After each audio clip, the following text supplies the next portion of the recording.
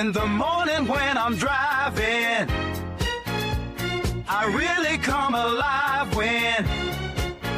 when I listen to my Ronnie, I listen to my RonyiQ. They are rare and they are few who can compare with RonyiQ. So grab a chair, she's coming through. She's on the air, it's time for RonyiQ.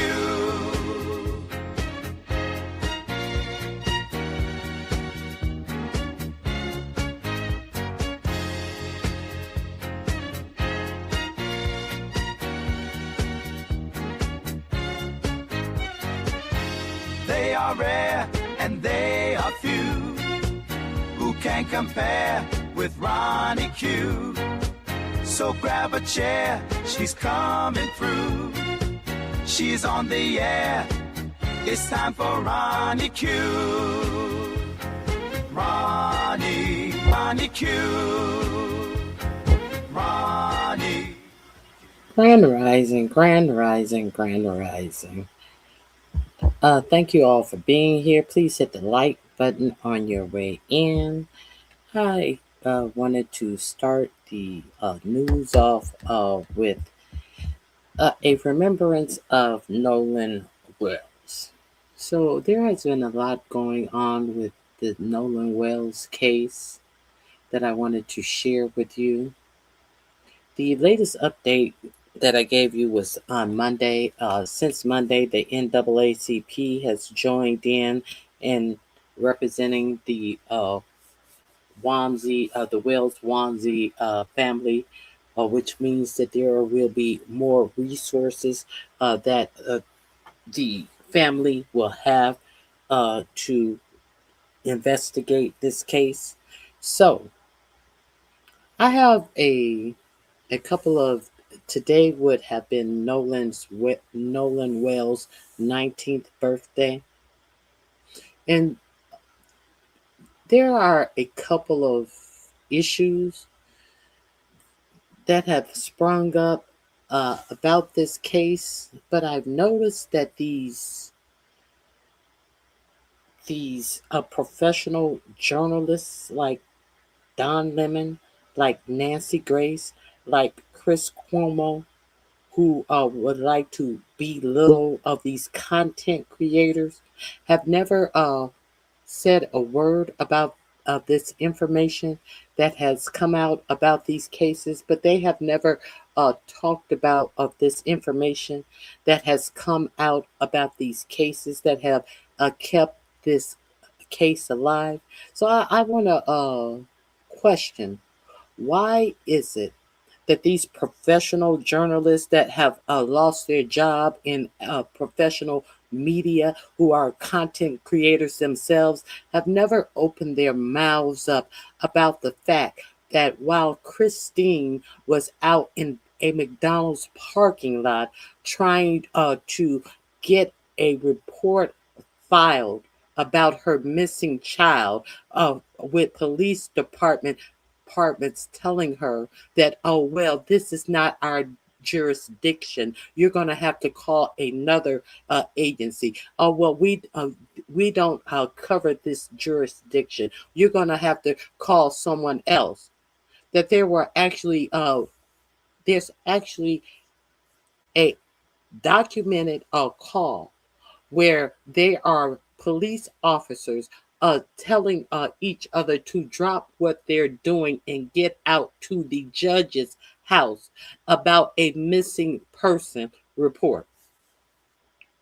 I'm very curious why these journalists are acting like they can poo-poo on these content creators.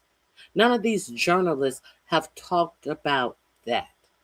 I'm very curious why these alleged journalists have not mentioned or played these police officers hightailing it to some judge's house about a missing person on the night of Nolan Wells going missing, and Miss Christina, who they act as if they have so much respect for. But they are playing along as if they have no information about these facts. And as they are playing along with it, they are also playing along with the fact that Warren, who's on TV with Tater or whatever they choose to call the race baiting Tatum, they are playing along into the guise that Warren is acting as if he didn't know at the time that there was an issue that Nolan was missing. If he didn't know that there was a problem that Warren was missing, why were the police hightailing it to a judge's house about a missing person? And how come this police officer race baiting Tatum never had any questions to these boys that black people want to believe are guilty of something? How come race baiting Tatum had no questions about why were the police coming out? Do you know anything about this call that the police were going to a judge's house? Wyatt, not Wyatt. Did they come to your house? Were they coming to your house? Skeletor. Your isn't your stepmother a judge? Did they come to your house? Because we have a call where the police officer were hightailing it to a judge's house and about a missing person. Did they come to your stepmother's house? Oh, why is none of this stuff being fleshed out? Since they just want race baiting Tatum, just want to get to the truth. I'm very curious. Is anyone else curious about this information? So now, race baiting Tatum put out that the hey I didn't see. Hey, Outspoken. How you doing? Hey, Foot Soldier. Hey, Liam. It's good to see you. Thank you all for being here. Thank you for becoming a new member. Once again, Outspoken One. Carrie Original. Hey, girl. Hey, it is so good to see you.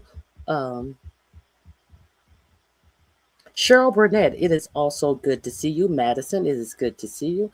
Let me go back and speak. I'm just curious. Did you guys even know about this call that they have on tape of this police department talking about get over, drop whatever you're doing and get over to the judge's house now? I'm going to play it for you if you are unaware of it. I'm going to play it for you. I'm going to do my due diligence and play it for you. So all of these professional media professionals, we got Chris Cuomo over there talking about he has information about the case that is going to say we have Chris Cuomo over there trying to say that Nolan Wells, well, we know he liked to drink. It's no secret that he liked to drink. Chris Cuomo is over there trying to act like he's some alcoholic degenerate.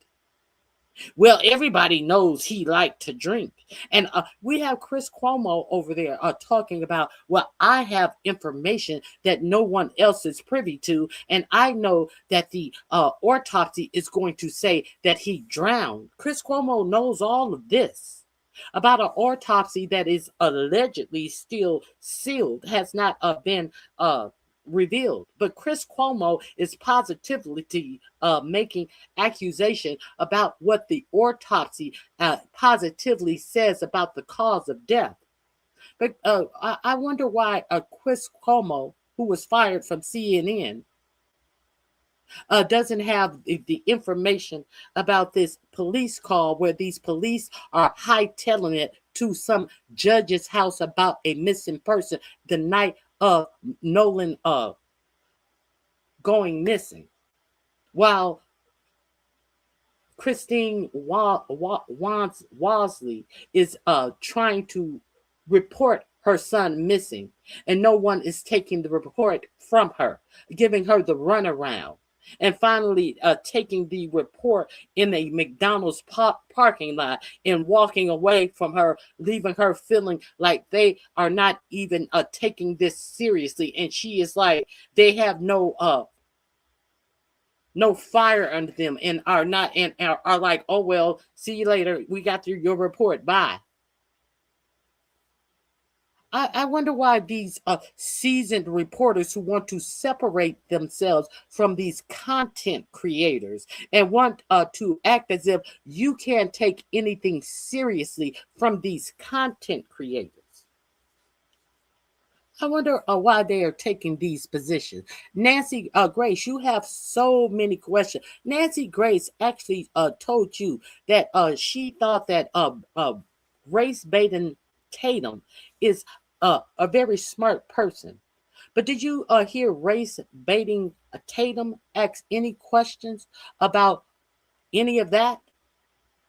Things that he obviously know. And let's get to this CETO call. Why are they?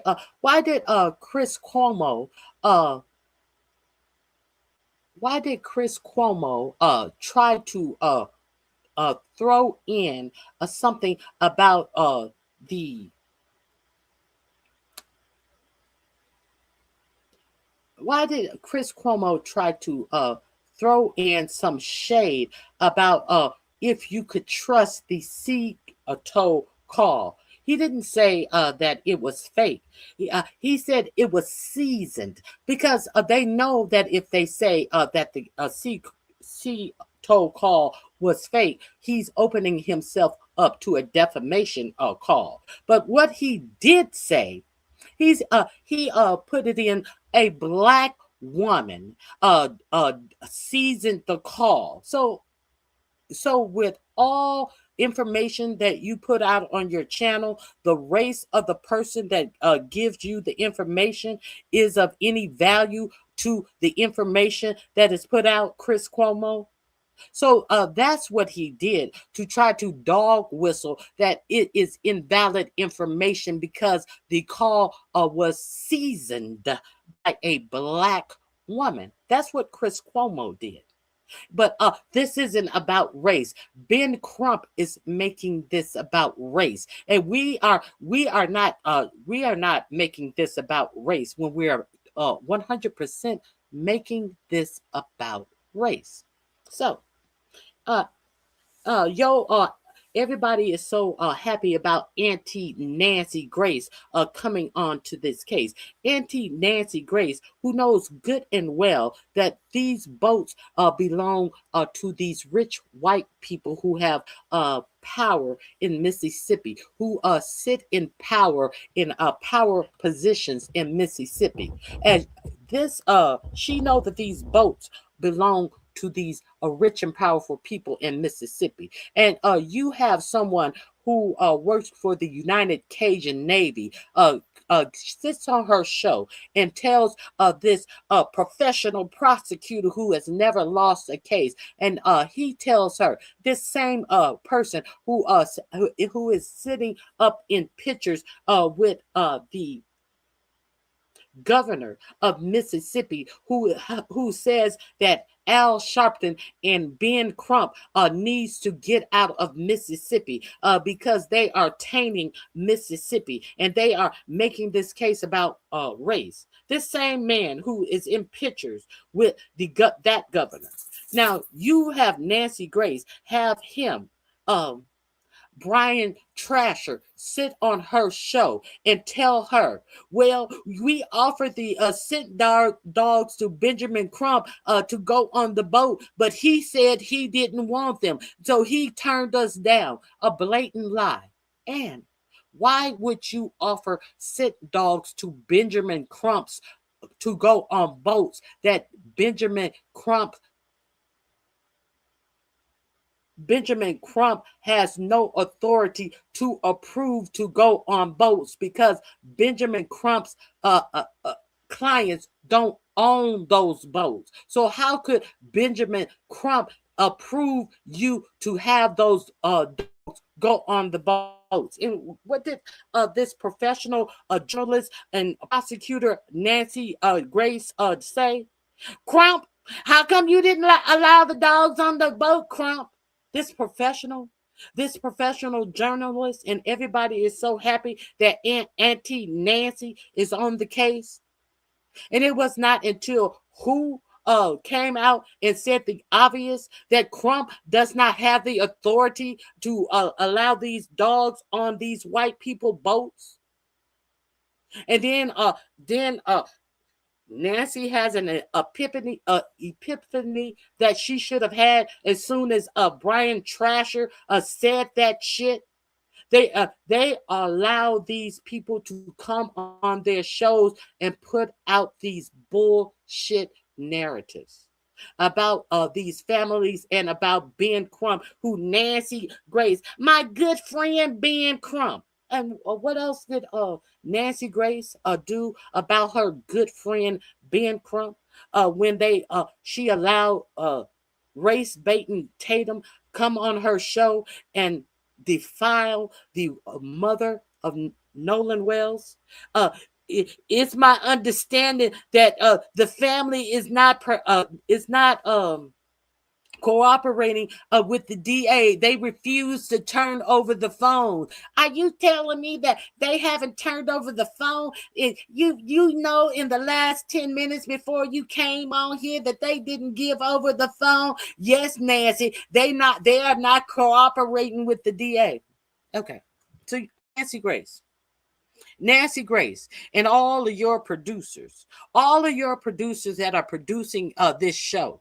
Are you following the story, or are you not following the story? When Benjamin Crump and his whole crew came out on July 15th after sitting down with the DA, the first thing that they said about the phone were that they were going to pick a date and they were going to go through the phone together. Was that not clear?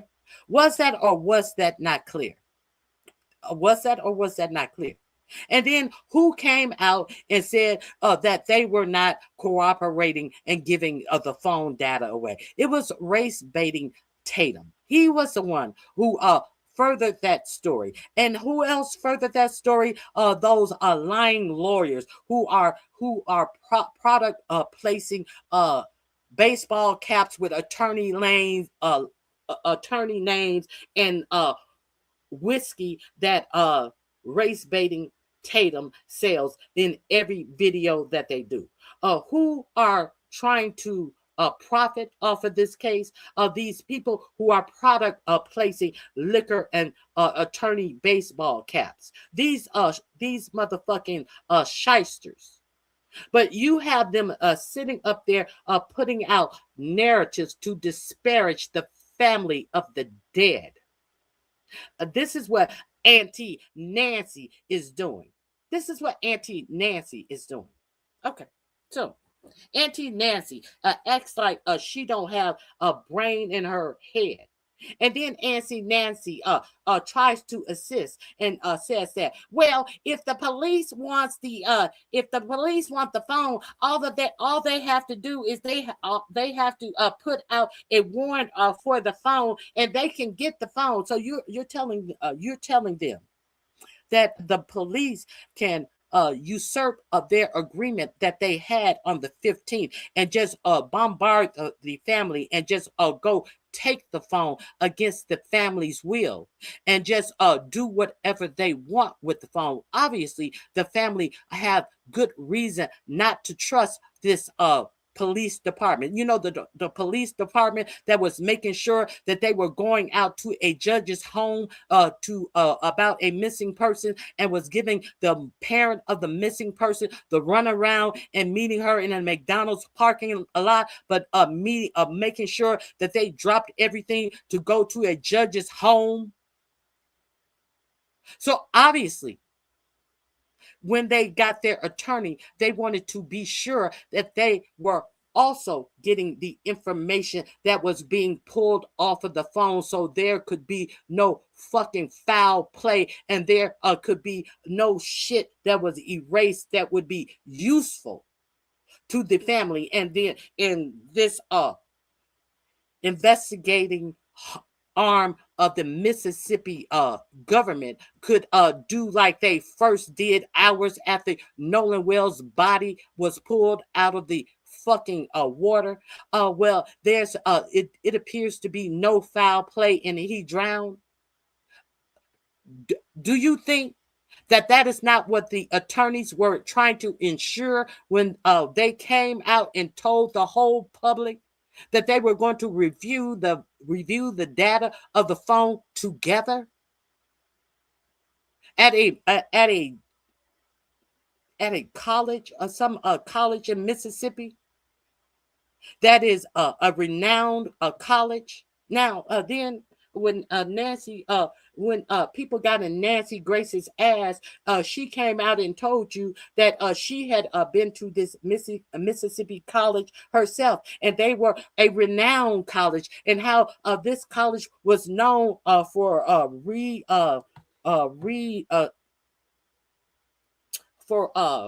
recreating a crime scene. Hey Jill, how you doing? She came out herself, and after being Crump, they can get the phone, they can subpoena the phone, they don't need the family to give the phone. Why do you think that they made sure when they sat down with the DA that they made assurances how they were going to go through the phone that was in the family's possession? Nolan Wells is not under investigation. He is not under investigation. Let's be real clear. So why was Nancy Grace suggesting ways to subpoena his phone? Okay. So and then she turns around and says, "Well, this is a prestigious place to do reincarnate crimes." So what was the problem, Nancy? What was the problem, Nancy? Since Ben Crump is your good friend, but you let Brandon race baiting Tatum sit on your show and lie on the mother and the family of a dead child and say that they weren't cooperating with the attorneys. This was over a month later that they had made the agreement with the DA, and the DA never bothered to contact them until race baiting Tatum came out and said that they weren't cooperating. And then what happened? Strangely enough, what happened after that? Right after race baiting Tatum put that out in the ethos, you know what happened a day or two after that? Here comes a demand letter from the DA office telling the Christine and her family that they had 48 hours to turn over Nolan's phone. 48 hours, a demand letter. And what happened that same day? Benjamin Crump attorneys wrote her a letter and said, per our agreement on July 15th, we were supposed to get together ourselves and or the FBI and our team and go over the phone at whatever college this was in Mississippi and go over the phone together.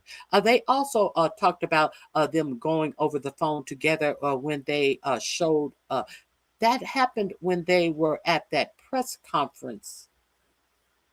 The attorney talked about that. We were going to go over the phone together, and we sent them a letter.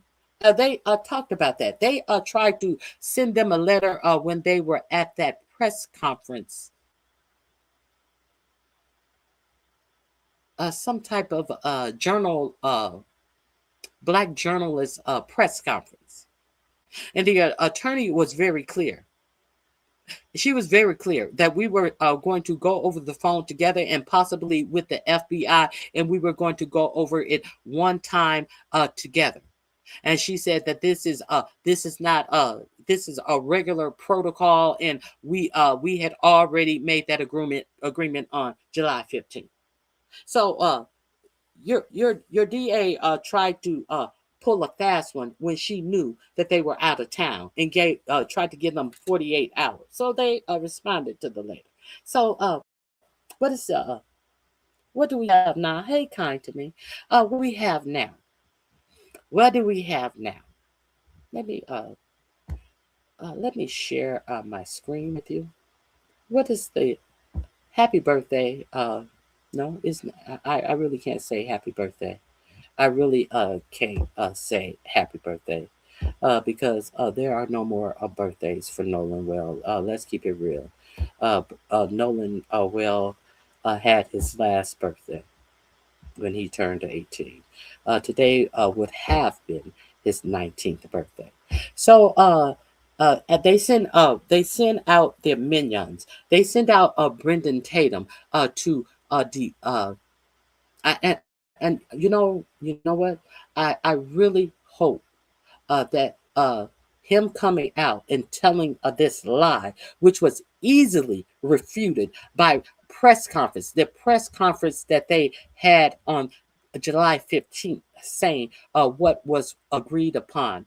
I really hope that they sue the dog shit out of race baiting Tatum. So, with all of that said, now who comes out on yesterday with a statement? Now, this woman has absolutely no respect.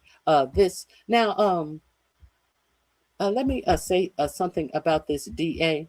Uh, she came out with a statement on yesterday after she got caught trying to demand something and trying to change the parameters and trying to fall in on this lie and demand of Nolan's phone when Nolan is not under any investigation. You're supposed to be investigating the cause of his death. Okay, so she came out after she was caught hanging with this bullshit that she tried to pull on the family. Here's what her statement came is Jackson County, Mississippi. Jackson County District Attorney Angel Myers Ilrith released a statement Tuesday afternoon following public criticism of the DA's office and investigation of the Nolan Wells case. Now, let me say something. This is just a personal observation that I have, bitch. This is just a personal observation that I have. Now, there is already a petition to yank the license of the medical examiner. There is already a petition out there to have her license revoked. So, what I will say, we know all of the French Creole and all of the French Creole shit that goes on in Louisiana and Mississippi and all of that shit. Bitch, I see the tinge of thick roots in your motherfucking hair, bitch. I see the fact that you think that your ancestors were brought out of the slave quarters earlier than most, bitch. Bitch, bitch. We see you, bitch. We see you, bitch. And just because your ancestors were bought out of the slave quarters a little earlier than others, and what you it appears that you think you can do for proximity and to hide who you are, motherfucker, uh, to try to hide and keep your proximity, bitch. See, they don't have RICO charges for nothing. They don't have RICO charges for nothing. So let's see what she has to say about her performance, about what she just tried to pull. In the statement, she addressed and alleged lack of transparency from her office and the timing of the release of information in the case. Let's see what she has to say. As district attorney, I do not have the same freedom to share information publicly that private individuals may have. For example, I do not have the freedom to release letters I've sent in this investigation, discuss witness cooperation, or the testing of evidence. Yeah, that's bullshit. We all know that that is bullshit. How many cases have you seen tried in the media by the district attorney? How many cases have you seen DAs come out and tell you and piece by piece that they have we have questioned so many people? How many cases uh, have you seen that district attorneys have said that they are writing up charges and they expect to file charges on so many defendants? Why is it that these bitches think that every we supposed to believe that every case that they file has to go before a grand jury when they don't want to file charges on the people? When is it that does every case have to go before a grand jury? Is that how every case is filed in the United States all of a sudden? Yeah, every case that they don't want to file against their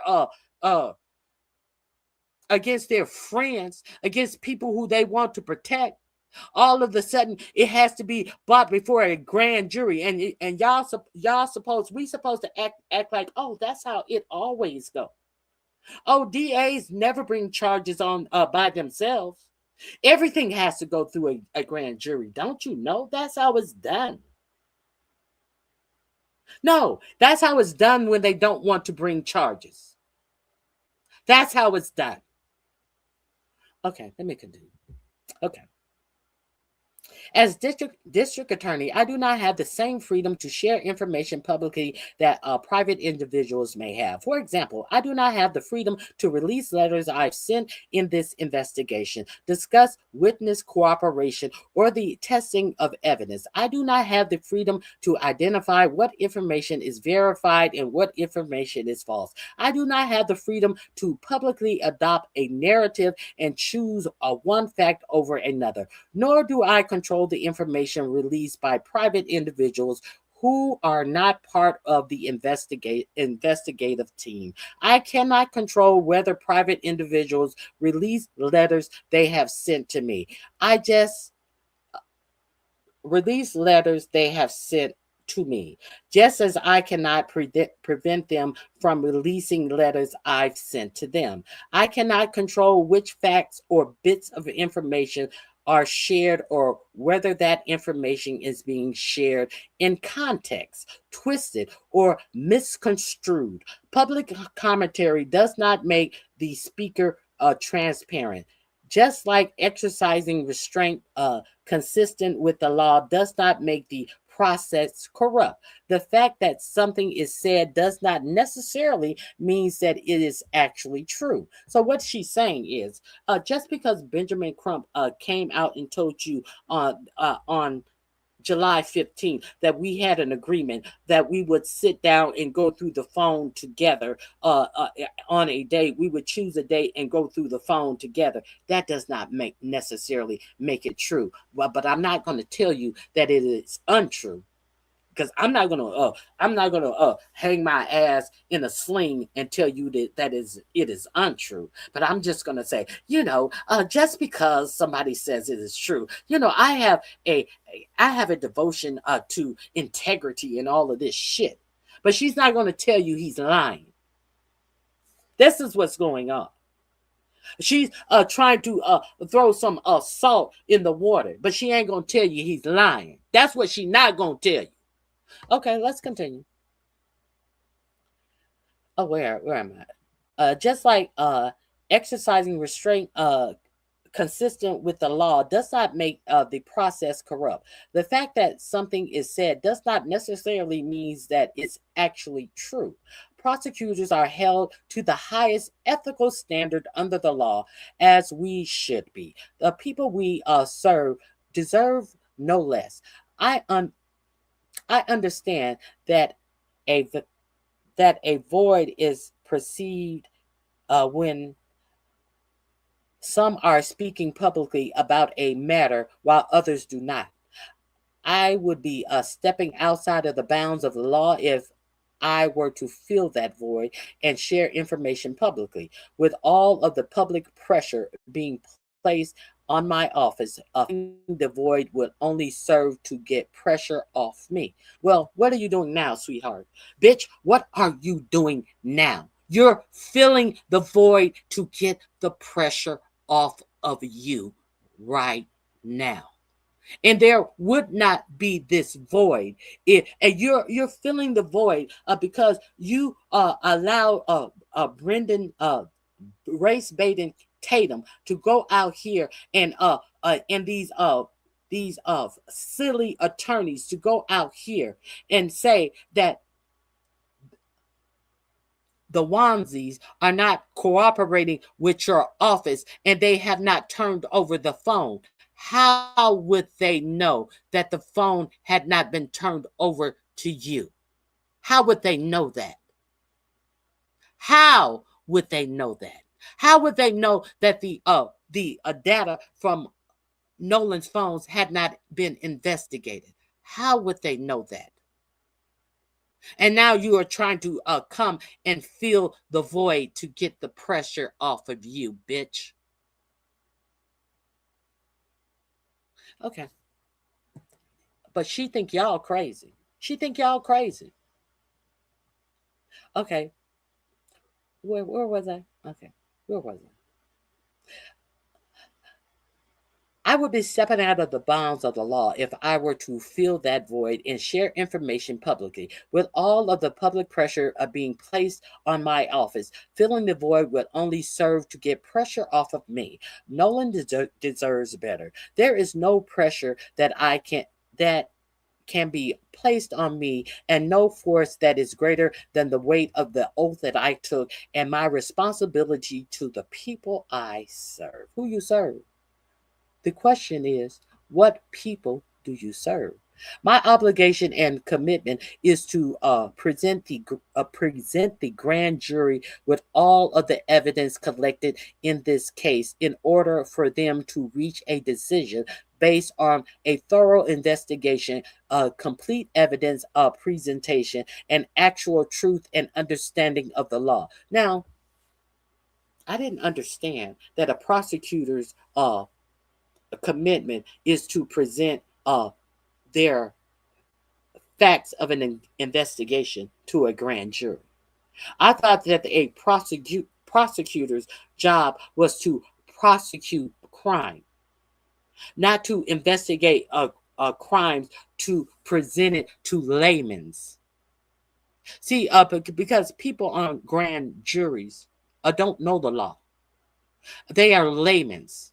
So you mean to tell me that a prosecutor job is to go to school, go to college, go to law school, understanding all the ins and outs of the law and of and their states and this the state law, federal laws, to turn over all of their investigation to common layman's, to the ignorance of Mississippi, the most ignorant people in the United States, and have them to decide whether there's a crime committed. Is that your job? Is that what you're telling me? We're supposed to believe that the most uneducated populace in the United States? That's your job? You oh, you think we stupid as the people in Mississippi? Oh, okay. Okay. All right. That's our obligation. Collected in this case in order for them to reach a decision based on a thorough investigation, complete evidence presentation,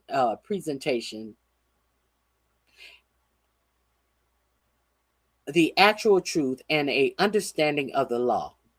I am obliged to do so in keeping with the law and the rules of the court. On July 23rd, 2026, I released a recorded statement explaining the process and what the people of Jackson County should expect in this matter. There is nothing more to be shared at this time. I caution the public about assigning trustworthiness to things they read and see online.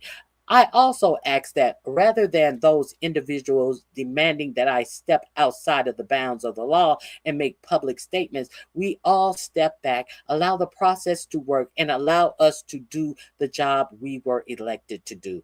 I stand firmly on the rule of law and my ethical obligations.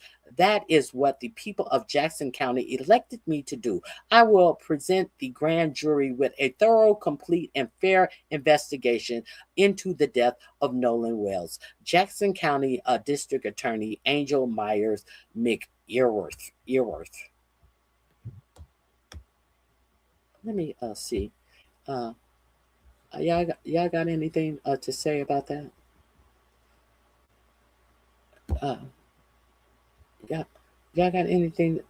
Was I sharing that with you guys? I hope I was sharing that with you guys. I was I sharing that with you guys?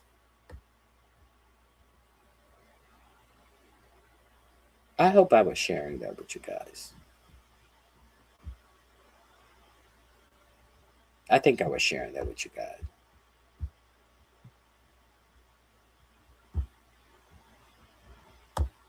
Okay, good. Thank that is her full statement. What do you guys think about that? Hey, Barry Carey.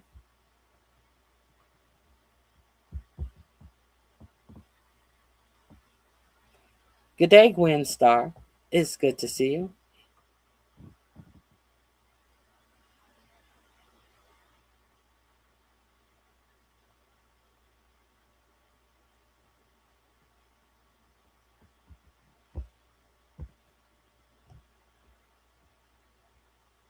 Hey, like it's best said, are we seeing people get put in handcuff for less?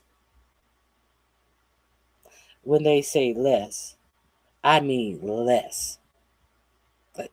Exactly. Hey, Fred Shields, it's good to see you. Hey, Jill, Comfort Zone.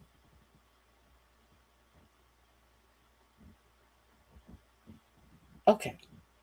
Now, how come these media figures like Chris Cuomo, Don Lemon, and Nancy Grace, these are professional media people who want to poo-poo on content creators? I'm curious about another thing that they are not talking about. Now, these content creators are out here doing the thing. I wonder who's going to get this money from the people because these content creators are out here busting this story wide open. So I'm going to share a little information from these content creators. Now, y'all remember that this CETO call that was made, and they didn't want they were sinking and they needed help, and then all of a sudden they didn't need help, and then when she called her captain and wanted to advise the captain that they needed a tow, and then the tow said, oh, who that's Jerry. No, I just got off the phone with Jerry. And oh, what is his name? Not Wyatt. Warren was still on the phone with Cito. She just put him on hold to call her captain. I just got off the phone with Jerry. Jerry said they're okay. They don't need a tow. And you were curious. Well, how did you just get off the phone with Jerry? And Warren is still on the phone with Cito to get a tow. And now when you call the captain to tow them, I just got off the phone with his grandpa, and he said he don't need a tow. Did you know that the grandpa allegedly was actually on the island? Did Nancy Grace ask race baiting Tatum? Well, anything about that? No, she never asked anything about how is it that grandpa told them don't go out and rescue his grandchildren who were calling and in despair about being towed to safety? Did a Nancy Grace ever ask race baiting Tatum, well, where did the call to, was Grandpa out in the out at on the island? Where did Grandpa get called from? Was Grandpa sitting right there in the island watching them only meters away from the island, watching the whole shebang go down? Did he have them in eyes view and know that they didn't need help? We're going to go through a lot of things. Uh, the lawyers, they make money left and right. They use these tragedies as a money grab. The parents had a lot to do with it. What parents, Manny? What parents? The parents of the rich people who have a GoFundMe, with those parents, the rich parents who have made a GoFundMe, the rich parents who have boats and all of this stuff, who has a GoFundMe, those parents.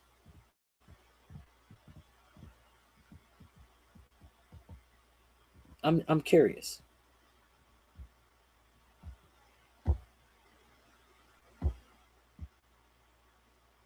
Okay, so let's get into some of the things that I'm talking about, but these professional uh, journalists are not talking about. And I'm wondering how come your professional journalists are not asking. Now, another thing, and another thing that I find awful strange, these professional journalists that just want to call everybody else YouTubers. I'll save that for later. Hold on. Let me get to this. Now, one YouTuber, I'm gonna give it up for Queen. Who is it? The original Queen. The original Queen Ahmadiyya Shakur show. I love her content. She is one of the first people. What is his name? Warren. Warren is the one. I was the first one who called Christine, and I was the first one. I called the National Guard. I was the first one who called the national, not the National Guard. What is that? I was the first one who called the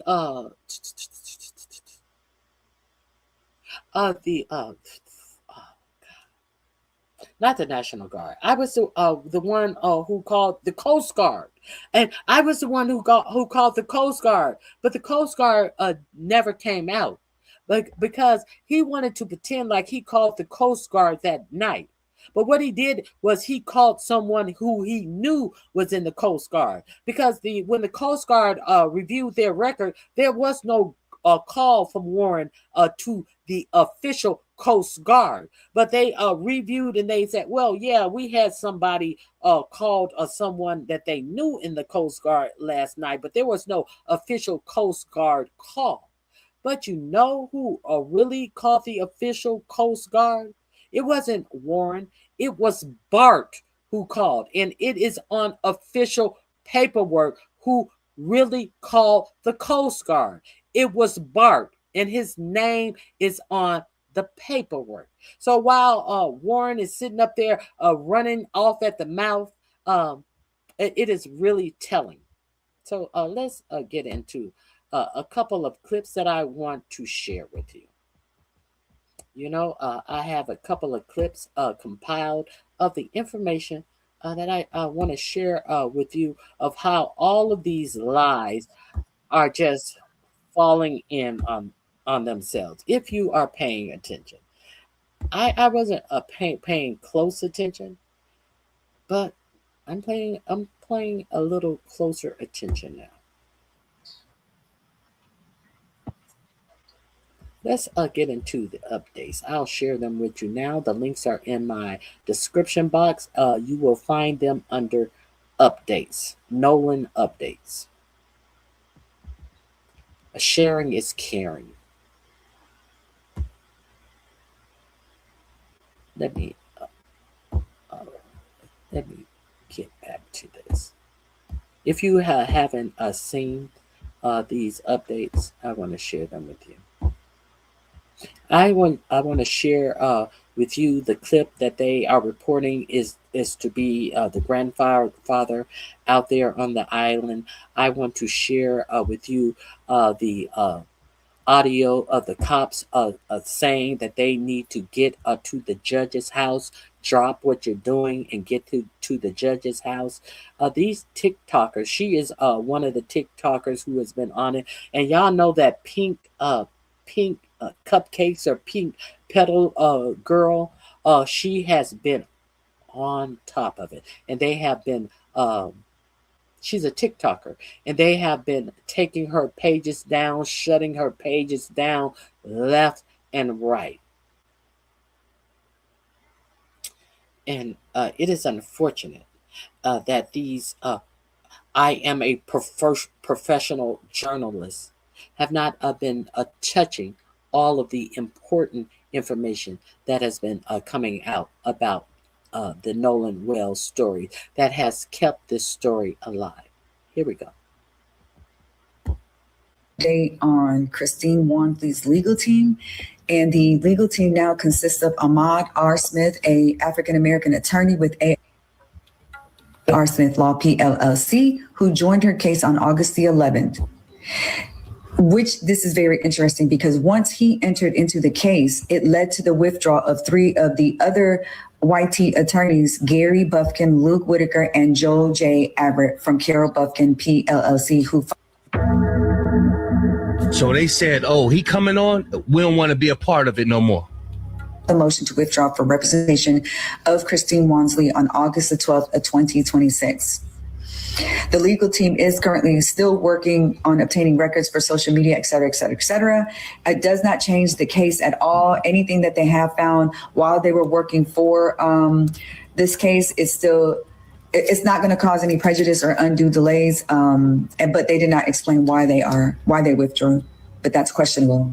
I don't know. Welcome to the channel. Hit subscribe because what you are about to hear does not make it to mainstream media. Every single day that passes in the Nolan Wells case, something becomes clearer, and here is what is now clear. The truth of what happened on July 4th is not found on July 4th. Whatever happened to Nolan Wells, whatever took place before that boat left Horn Island and never returned, began before that day. Something existed in that circle before July 4th that made July 4th inevitable, and his friends know exactly what it was. 6 weeks, 2 interviews, a lawyer present for every single answer, and not one specific detail about what happened on that island has left any of their mouths. That is not grief. That is a decision. But here is where it gets deeper. There are 3 independent investigators on TikTok who have each uncovered a completely different angle of this case. 3 separate lines of investigation, 3 perspectives that mainstream media has completely ignored. And when you put all 3 together, the picture of exactly what happened to Nolan Wells and exactly why it happened becomes impossible to deny. Before we move forward, pay close attention to Warren, how he speaks, the words he chooses, and what he reveals here, because it may play a very important role in what we're examining today. Oh, and when you put all 3 together... Now there is some mysterious letter that has come out. They're suspecting that it is from a female because of the way that the letter is written. Now, they are saying in the letter that the reason why the body was not found on Sunday, July 5th, is because they took Nolan's body, allegedly took Nolan's body to someone's private property where there was either a walking path or some type of farm, and they tried to keep it in a cold area. And even with that, there was a decomposition had already started, and because there was some smell to it, and they dropped it off in where they dropped it off the next morning.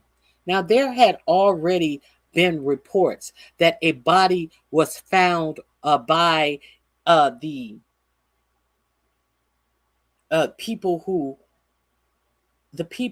who monitor the waters at something around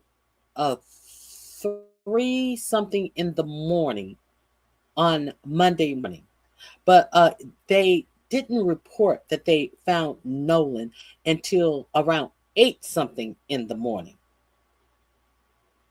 Now, I really wonder why this isn't being talked about. Now, reportedly, it's not widely reported that the body of Nolan or a body was found at 3 something in the morning on Monday morning. Then now this letter said that they tried to keep the body cool. I don't know. They thought it was going to stay cool in Mississippi in July if they put it under some trees on the outside, because they stupid and they full of alcohol and other recreational party favors allegedly, and they low IQ who don't have to make pull themselves up by their bootstraps, because they sit on generational wealth off the backs of black people who gave them generational wealth, while they always make sure that black people cannot attain generational wealth. You know, that type of shit. And they are the low IQ motherfuckers. These bunch of dummies sitting up here. And this is supposed to be their legal representation on the far right, sitting up here looking like a whole motherfucking bumpkin with product placement on his fucking head. A whole motherfucking dummy. And this is who they hire for their legal representation. Let's continue. The picture of exactly what happened to Nolan Wells and exactly why it happened becomes impossible to deny. Before we move forward, pay close attention to Warren, how he speaks, the words he chooses, and what he reveals here, because it may play a very important role in what we're examining today. I wish I would have done this different, or I wish I would have done that different, because now one of my brothers passed away. But I think from the beginning, I'm glad that I called the Coast Guard, and I'm glad that we came together as a group, even from the first day when people started texting us things, saying, you know, crazy things. But I wish it wouldn't have been reported as some type of race thing. I think it's really bad that like people are pushing the narrative, oh, this is a race thing. Well, obviously it's not. I mean, this is like a brother to us. I mean, Nolan's no different than anyone else in our group. And I just, if you watch my video on Wednesday, I will show you how Brendan Tatum pushed this as a race thing when they talked about the people who came to pick up his key, and they talked about Javion. What color is he? Oh, he's mixed. But he's not white. This race baitum Tatum. He's mixed, but he's not white. Well, that means your children are mixed and they are not white. He wanted to make sure you knew that Javion, whose mother and himself came to pick up Nolan's keys. What color is Javion? What did that have to do with the story about picking up the phone and the phone? What color had to do with that story? But they want you to believe that they are. I hate that race had to do anything with it. And did you stop race baiting Tatum when he asked you about Javion's color? And made sure he was clear, but he's not white though.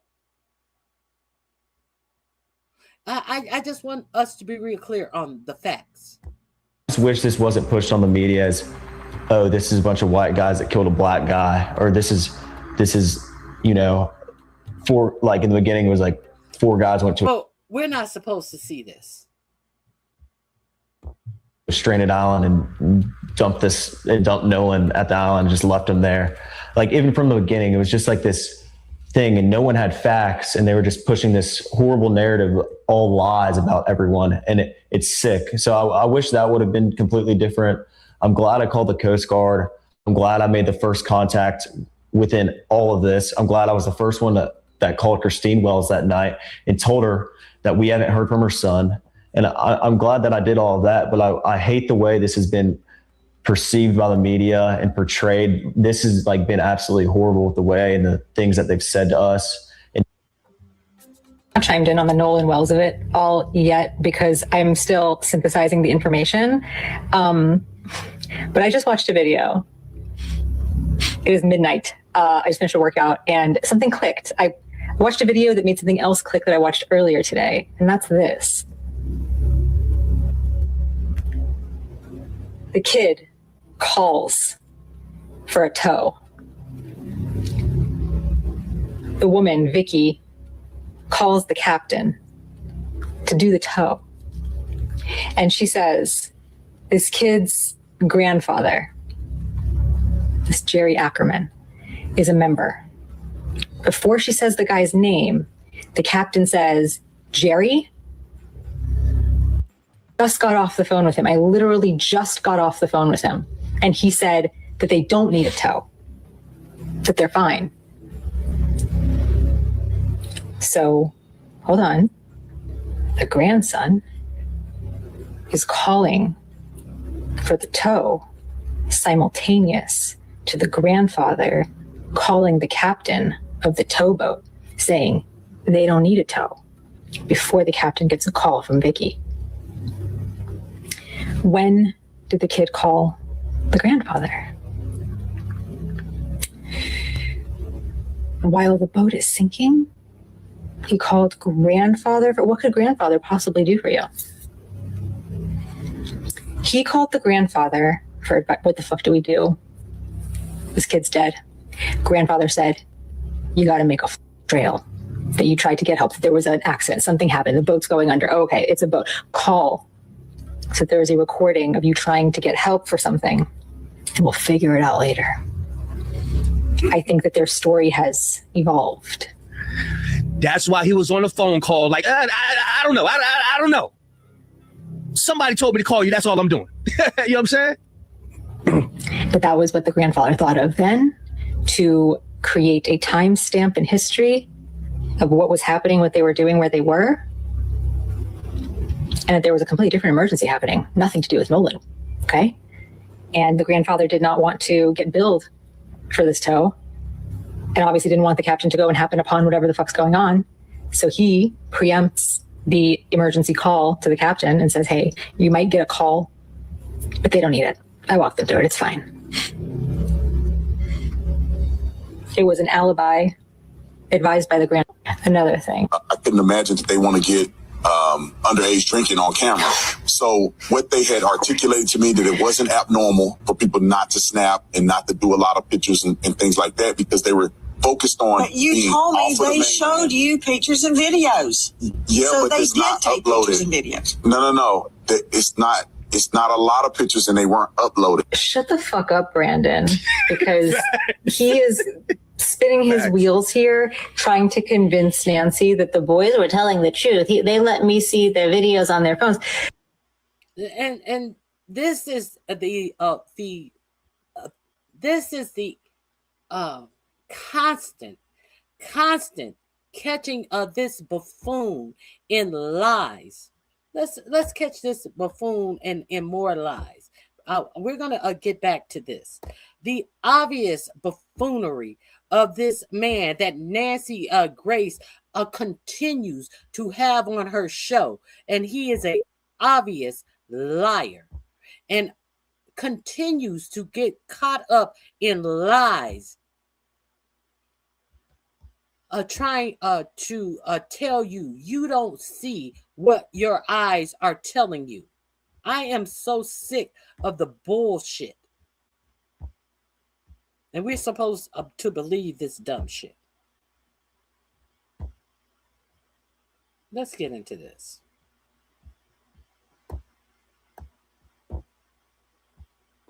Hit that like button, and if you're not already subscribed to the channel, why don't you go ahead and do that too?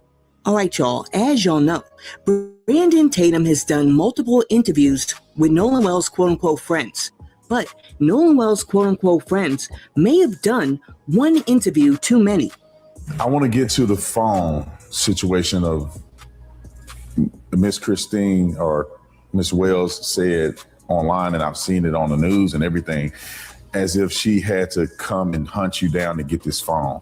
Now we know that Miss Christine said that she sent Davion's mother to get the phone. So now he's lying on Miss Christine. He always has to lie on this mother, this grieving mother.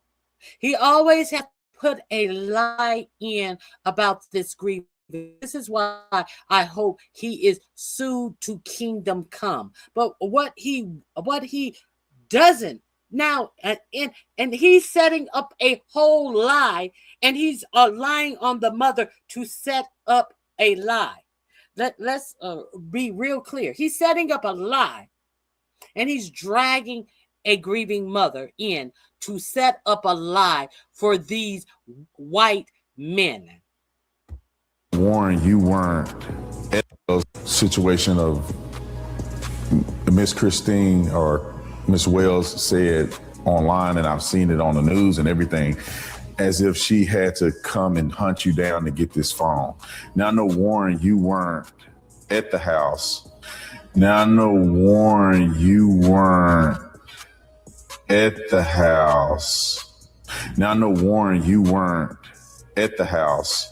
And so you weren't there when they came to get the phone and all that.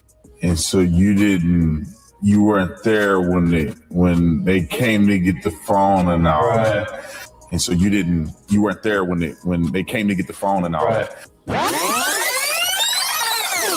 Well, what happened with the cell phone thing? So let's go back to the first engagement you had when it comes to the family or somebody coming back to get the cell phone and keys. When did that occur, and what happened there? Okay, well, that night, about 12:30, I went back to my buddy's house. And you said the night of the 4th? The night of the 4th, but it was about 12:30, I would like to say. And so I went back to my buddy's house that I stayed the night before, where we all met up, and stayed together the night before. And my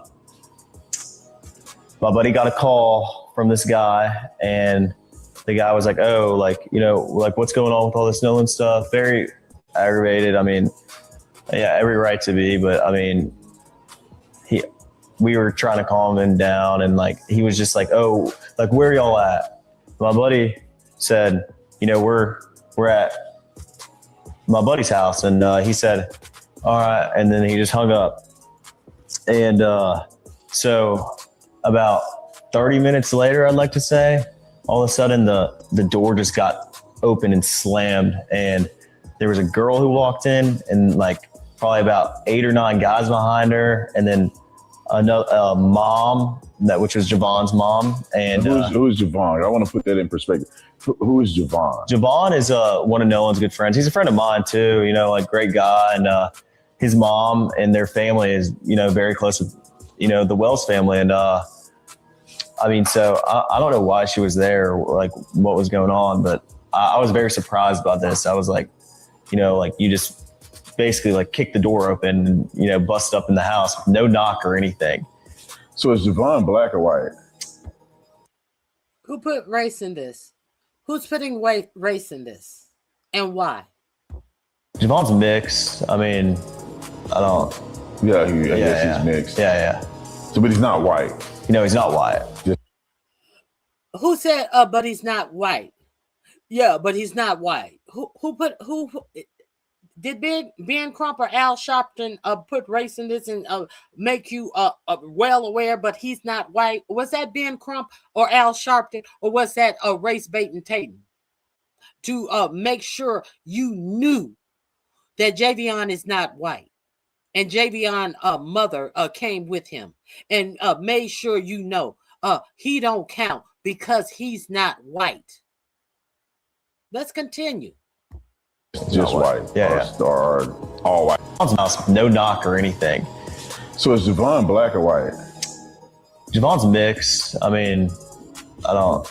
Yeah, I guess he's mixed. Yeah. So, but he's not white. No, he's not white. Just white.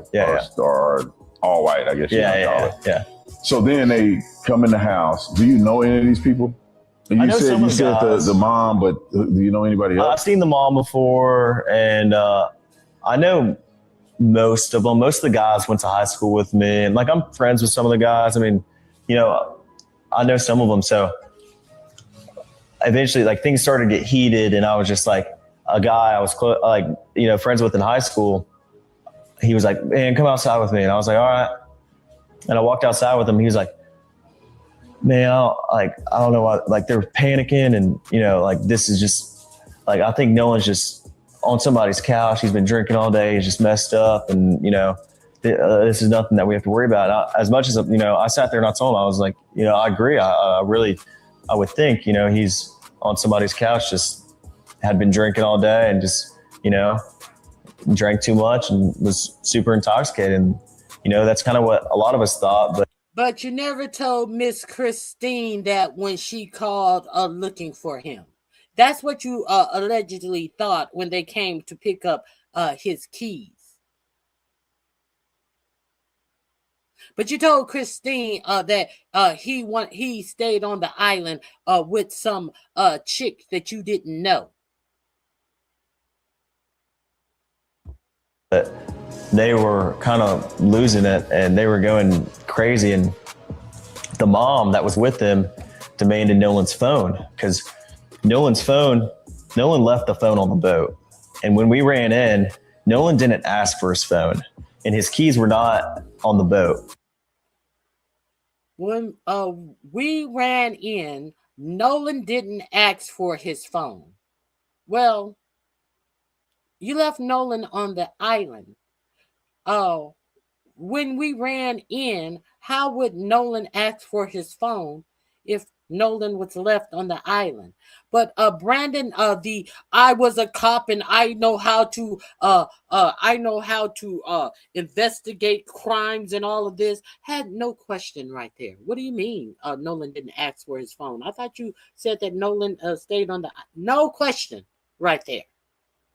And Nancy Grace and all of these investigative journalists don't even know about these two stories, but they want to poo-poo on content creators because I'm a journalist. Chris Cuomo, Don Lemon, Nancy Grace, what say you? Well, you got that big face, smiley face. I want to hear both sides of the story. Daniel Grimes sitting his face too close to the camera. I don't want to see both sides of his motherfucking pores sitting up in the camera. Nobody wants to hear all of this both sides of the story explaining. I want to hear facts. I want to hear real journalism. If Watergate had happened under this type of bullshit journalism that they want to call themselves journalists, Richard Nixon would have fucking skeeted all over the White House on his way out of the White House after he had ended his second term successfully in the White House, because these are a bunch of uncurious ass motherfucker who just want to pat themselves on the back of being journalists without doing the job of actual journalists. Ugh. Because his car was parked at my buddy's house where we had all slept, the night before the 4th. And so the keys were left at the house because Nolan's car was at my buddy's house where we stayed at. So of course he left his keys there. Now I know, Warren, you weren't at the house. Now I know, Warren, you weren't at the house. Now I know, Warren, you weren't at the house. And so you weren't there when they came to get the phone and all that. Gotcha. Gotcha. Can somebody please tell Warren that it's very hard to walk outside with somebody and have a whole conversation with them about the phone and then walk back in and sit down and have more of a conversation if you were not at the house?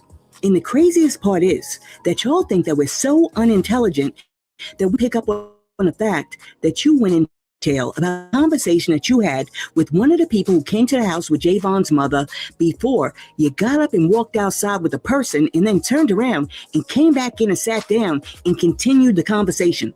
And I got to tell you, it's kind of hard to walk somebody outside, have a conversation with them, come back in, sit down, and continue the conversation if you're not there. Listen, do me a favor. Copy this, paste it, share it, put it on TikTok, put it on Instagram.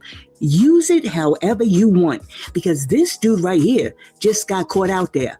Let me tell you something. This video right here may be one of the most important videos that I've ever made on YouTube. So get this out there. Get the information out there. Spread it around so that everybody knows that these kids are telling stories. And as a matter of fact, before I end this video, I'm going to run it back and play it one more time.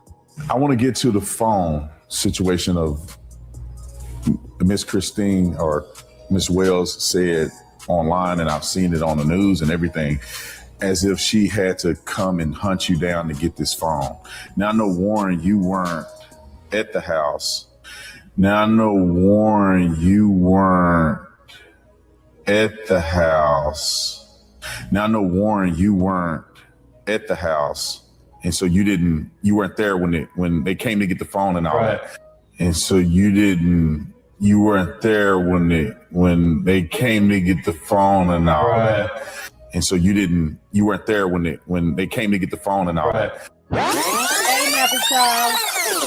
Well, what happened with the cell phone thing? So let's go back to the first engagement you had when it comes to the family or somebody coming back to get the cell phone and keys. When did that occur, and what happened there? Okay, well, that night, about 12:30, I went back to my buddy's house. And you said the night of the 4th? The night of the 4th, but it was about 12:30, I would like to say. And so I went back to my buddy's house that I stayed the night before, where we all met up, and stayed together the night before. And my buddy got a call from this guy, and the guy was like, oh, what's going on with all this Nolan stuff? Very aggravated. I mean, yeah, every right to be, but I mean, we were trying to calm him down, and he was just like, oh, where are y'all at?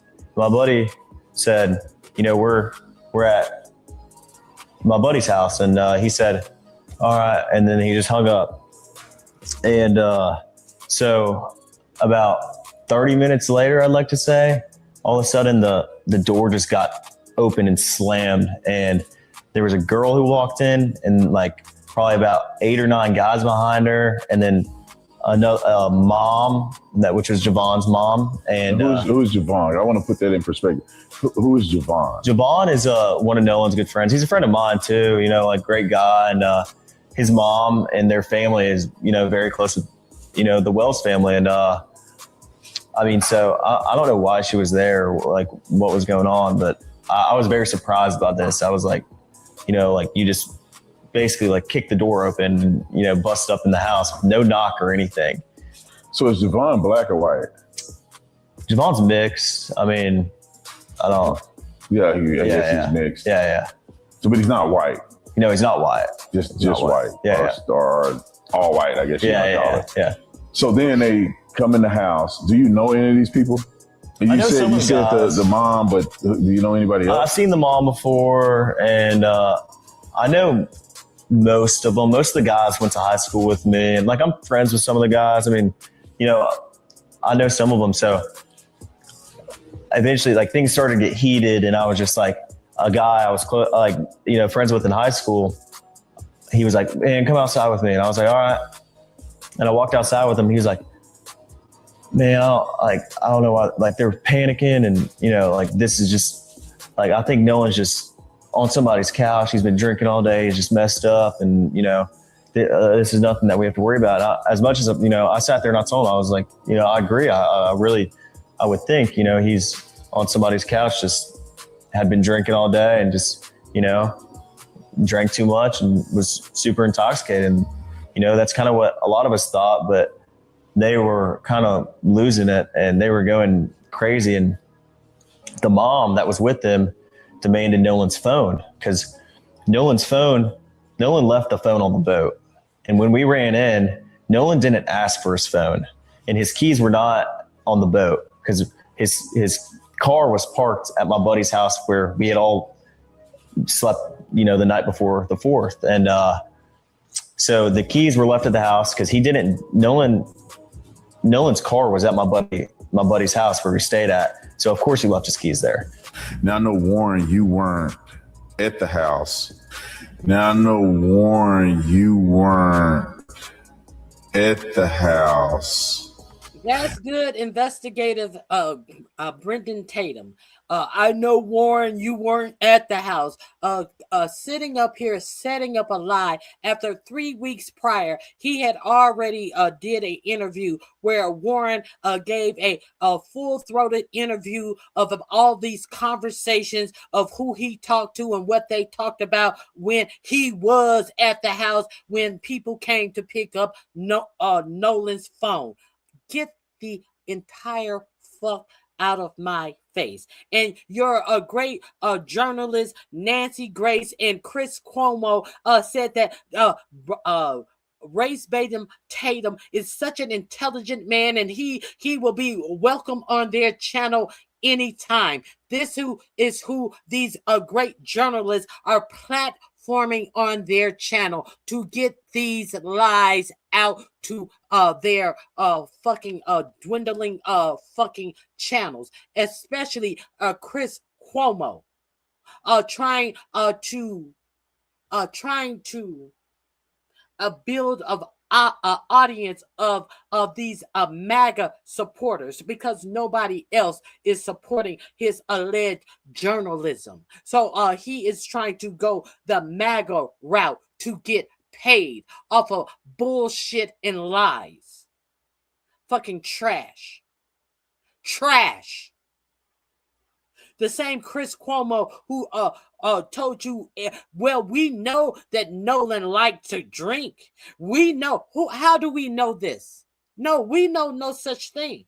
But he said proof positive. Well, everybody knows that Nolan likes to drink. We knew that he liked to drink.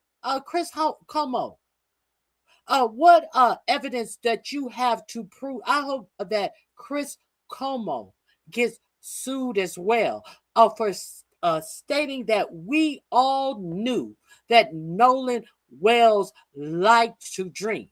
Nobody all knew that. Who knew that, and how did they? We all knew that. And I hope that Chris Cuomo also get sued for saying that proof positive that he had factual information that the autopsy said that Nolan Wells died from drowning, and that he had proof positive information about what Nolan Wells' autopsy said. And if that was proof positive information, I hope that he has to sit in front of a deposition and say where he got that information from. Since he wants to sit up here and suck the dick of a MAGA, I hope that MAGA nuts in his throat. Let's, excuse me. I didn't want to go that far, but sometimes you just gotta tell the truth. Chris Cuomo can see so much, but he can't see. Anyway, let's go back to where I was. I apologize. Nancy Grace, Nancy Grace, when are you going to ask the right questions, Nancy Grace? You don't see all of this, Nancy Grace? Nancy Grace, what are you paying your producers for? What are you telling us that race baiting Tatum is so smart for? How come you never want to answer the right questions about black young men, Nancy Grace? Don Lemon, do you just want access to big names, Don Lemon, or do you want the real hard-hitting answers to the hard-hitting questions, Don Lemon? Do you just want to run your mouth about the news, or do you want to break the news? Or you just want access and to be rubbed shoulders? And that, of course, they wouldn't want to film themselves drinking. They all film themselves drinking. No, but they wouldn't upload it onto Snap. Here's why he just fucked up. The mother, one of the first days after this all happened, the mother said, we wanted his phone because he had snapped and we wanted to see the snaps that he had snapped.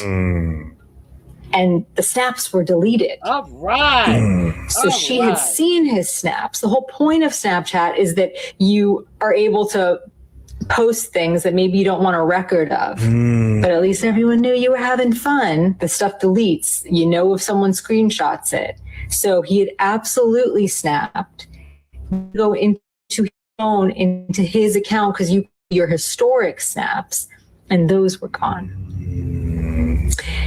And today, Crump, the family via Crump, subpoenaed Snapchat and Meta. Why would they do that if they didn't absolutely see his snaps that those kids deleted? And this Brandon Tatum is helping them cover it up. Ew, Brandon Tatum. Negative. We're en route to the judge's house now. You said y'all en route to the judge's house or from the judge's house? What? How come Brandon Tatum and Don Lemon and Chris Cuomo aren't talking about this dispatch call from the police officer as poor Christine is out there trying to get someone to take the report about her son being missing? And they are telling her, this is not our jurisdiction. You're going to have to call someone else. We're going to have to call someone else. Let's hear what the police are doing. Ew, Brandon Tatum. Negative. We're en route to the judge's house now. You said y'all en route to the judge's house or from the judge's house? Wait a minute. Let me put closed caption on this.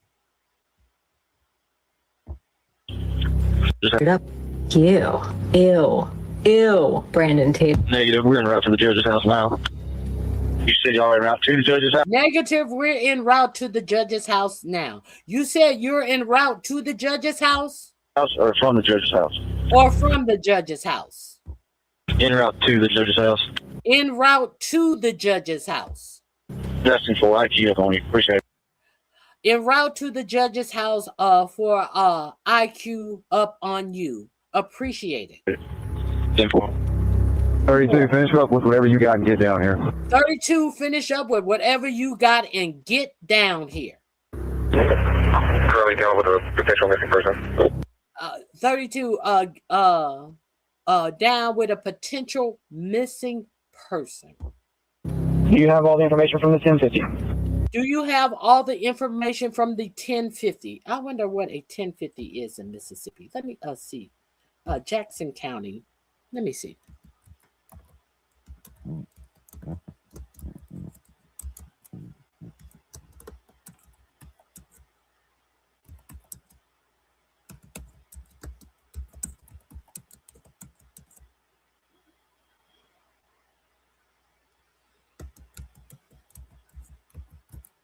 Let me see.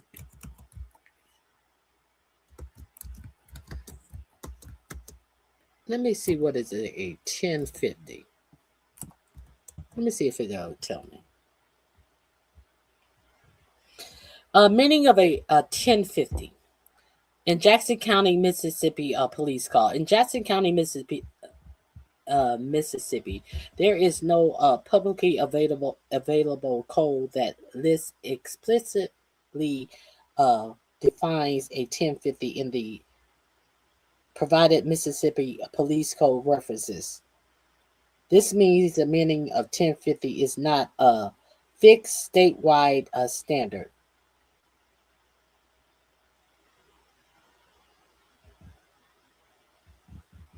Let me see. It varies by department, region, or even era. No specific type of incident.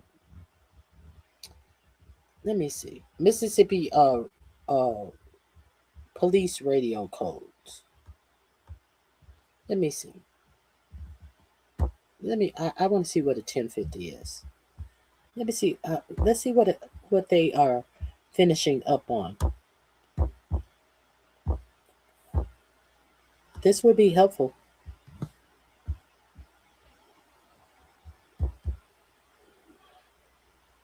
$10.50. That's a traffic code.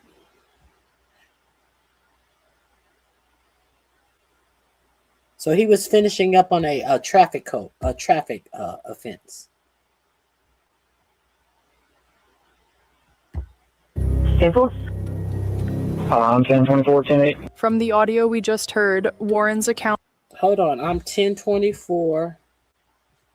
Let me see. I'm 1024. 1024-10-8. From the audio. 10-8. Let me see what is 1024-10-8. I'm 1024-10-8. I don't see a 1024-10-8. There is no 1024.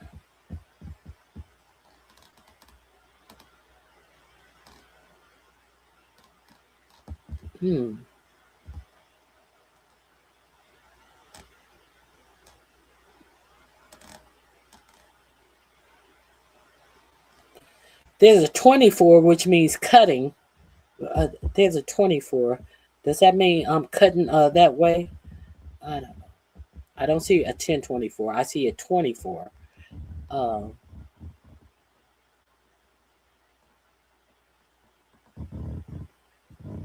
There's no 1024-10-8. Let's continue. Let's go back. Let's hear that one more time. It's helping them cover it up. Did you guys hear about this police call about going to the judge's house? How come these journalists are not asking questions about this police scanner call? Huh? How come these journalists aren't talking about this? Nancy Grace, we got questions. Ew. Brandon Tate. Negative. We're en route to the judge's house now. You said y'all en route to the judge's house or from the judge's house? En route to the judge's house. That's info. IQ up on you. Appreciate it. Info. 32, finish up with whatever you got and get down here. Currently dealing with a potential missing person. Do you have all the information from the 1050? Info? 1024-10-8. From the audio we just heard, Warren's account raises some serious questions. The way he describes that call doesn't immediately sound like the kind of panicked reaction we might expect from someone who had just discovered that his friend was missing. Instead, there are details in the conversation that make us pause and ask what Warren knew, and more importantly, when he knew it. And then there's the fact that Warren later went into the public spotlight and presented himself as the person who made that crucial call. That makes the timing, the wording, and the circumstances surrounding that call even more important to examine. Now, this alone does not prove that Warren lied or was involved in anything, but when someone's public account is compared with the actual audio, every inconsistency becomes significant. So the question isn't simply, did Warren make the call? The bigger question is, what exactly did Warren know before that call was made, and why did the call sound the way it did? And if you thought that was the only strange part of this story, wait until you hear the next angle, because this is where things get even more difficult to explain. Get on the boat. He wouldn't get on the boat. It's things like this. You are locking yourself down to specific facts. And what law enforcement does from that point is they either verify or disprove those specific facts. And once you start poking holes in somebody's story, what that leads to is statements of, oh, well, that's not what I meant. What I meant was this. You make another statement, they poke holes in that, and so on and so on. Classic law enforcement behavior. But this Warren Hudson guy is doing it for. So that's what you bring race baiting Tatum in to change the story. Warren, you weren't there when they came and got the phone. After he 3 weeks later sat down and did a whole video talking about how he was there and who he went outside and had a conversation with, because everybody's supposed to believe a tap dancing race baiting raccoon. Okay. No, we don't. We know a raccoon when we see one. We know a lying needing to be in proximity to whiteness raccoon who will do anything to shank the black community when we see one. And we don't believe anything that comes out of his lying mouth either. For them. The cops just have to sit back and watch. Now, it's possible this guy had absolutely nothing to do with it, but if he did, if he is remotely involved, if he has information, he is committing just a classic blunder. He needs to keep his mouth shut. Don't talk to the cops. Don't go on a podcast and talk about it. It just boggles the mind sometimes what people do, things that they're not supposed to do. Anyhow, those are my thoughts. What are yours? Tell me in the comments. I appreciate everybody watching. This is Keith the Lawyer. There you go. Keith the Lawyer. I ain't got no problem with that. But some of y'all do, so let's talk about it. And the simple fact that these numbskulls went on this idiot's podcast with an alleged lawyer representing them. And the other thing about this lawyer that represented them also was a representation for your president. They thought that they was winning. That shows you really how dumb and low IQ that they are. They sat up on a raccoon's podcast with the lawyer of our weak-minded president and said all of this shit. How is it working out for you guys now? Some of y'all really want this case to just go away. Ain't gonna happen. Yeah, man. Let's focus on Nolan's final hours. Who was present? What Nolan allegedly said, and how he was supposed to get home. To be on some damn island if the homies. Let's see what else we have here. I like her too, Lakeisha. Keisha. And phone back. And if you guys recall, as it relates to Nolan's phone, as we recall from the very beginning, there was an argument to get Nolan's phone back. And if you guys recall, Trayston came out and said that the phone situation was not him. I'm sorry, it was not Nolan. In fact, it was him. We don't believe that, and I'm going to tell you why. And I never believed that a Trayston guy. That was me. Another raccoon running in front of traffic to avert your attention. No, that wasn't Nolan asking for his phone back. That was me. No, that was Nolan asking for his phone back. Now, the new theory that is going around is that when Wyatt said that his brother got into some fight, the theory is that Warren brother got into a fight. Warren brother got his ass beat, and the theory is that Nolan got a video of it, and they were mad that they wanted Warren to delete the video of. They wanted Nolan to delete the video of Warren's brother getting his ass beat, and somebody snatched his phone, and he was saying, "Give me my fucking phone back." And the theory is now this has not been proven. This is a running theory. So this is allegedly the theory. Let's continue. Which a certain individual lost. I believe they're referring to Warren's brother.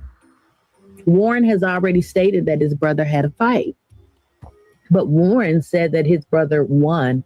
I don't think it matters if he got his ass beat or if he lost. But for some reason, it mattered enough that Nolan is no longer here. They were mad about it. Nolan did get on the boat at this time, and he got into a fight with an individual.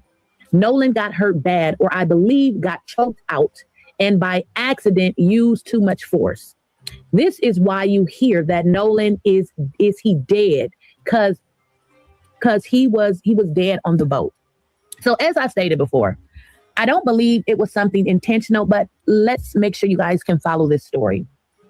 If you have a fight with somebody and, you accidentally unalive them, you call the police, you go to court, you have to follow the proper protocol. When you cover it up, it is very much intentional because intentionally you covered it up. Now, there's also some questions about the boat, Bart's boat. There's also some questions that have come up about Bart's boat. What boat did Bart use? What boat did Bart use? Now, this is very interesting. There have been some speculations that the wrong boat.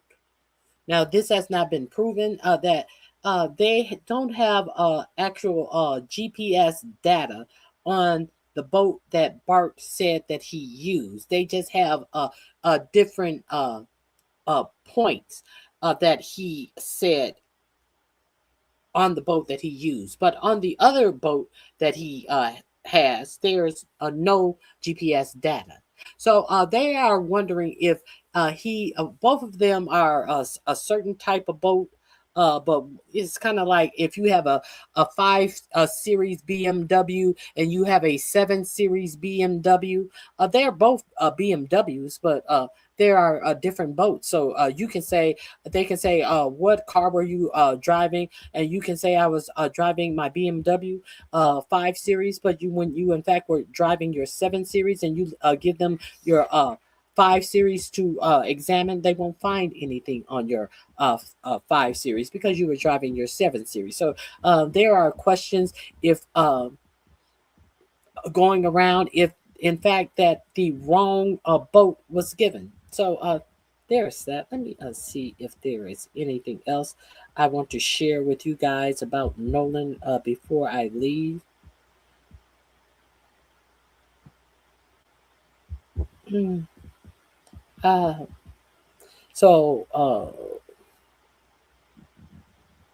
me see. I think there is one more thing I want to share with you about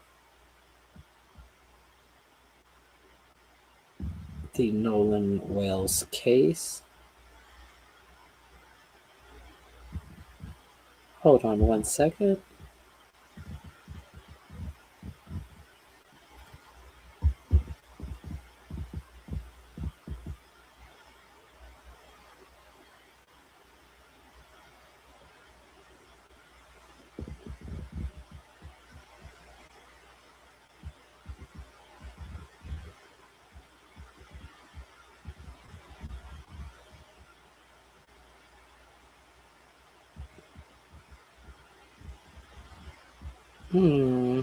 I think I have it all. I think I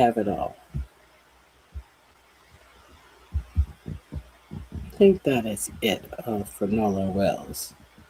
But there are a couple of real news stories that I want to cover with you guys. There are a couple of real news stories that I wanted to make sure I covered with you guys.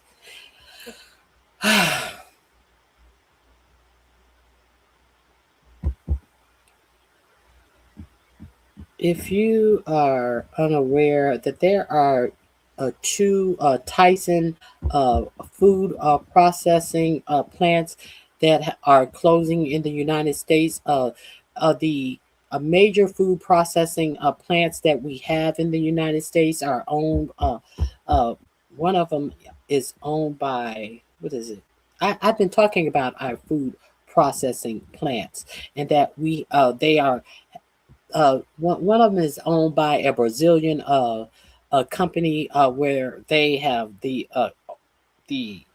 owners of the plant have gone to serve jail time for fraud and manipulation and all this type of stuff. But they have been able to come to the United States and set up in our stock market and dominate our food sources. Also, with what's going on in the Strait of Hormuz in the El Bam Straits with the Houthis uh, uh, shutting down our straits, not only are all our goods and services increasing in price, the cost of regular oil and the cost of diesel is going up. And if you don't understand how impactful that is going to be in everything for you and across the world,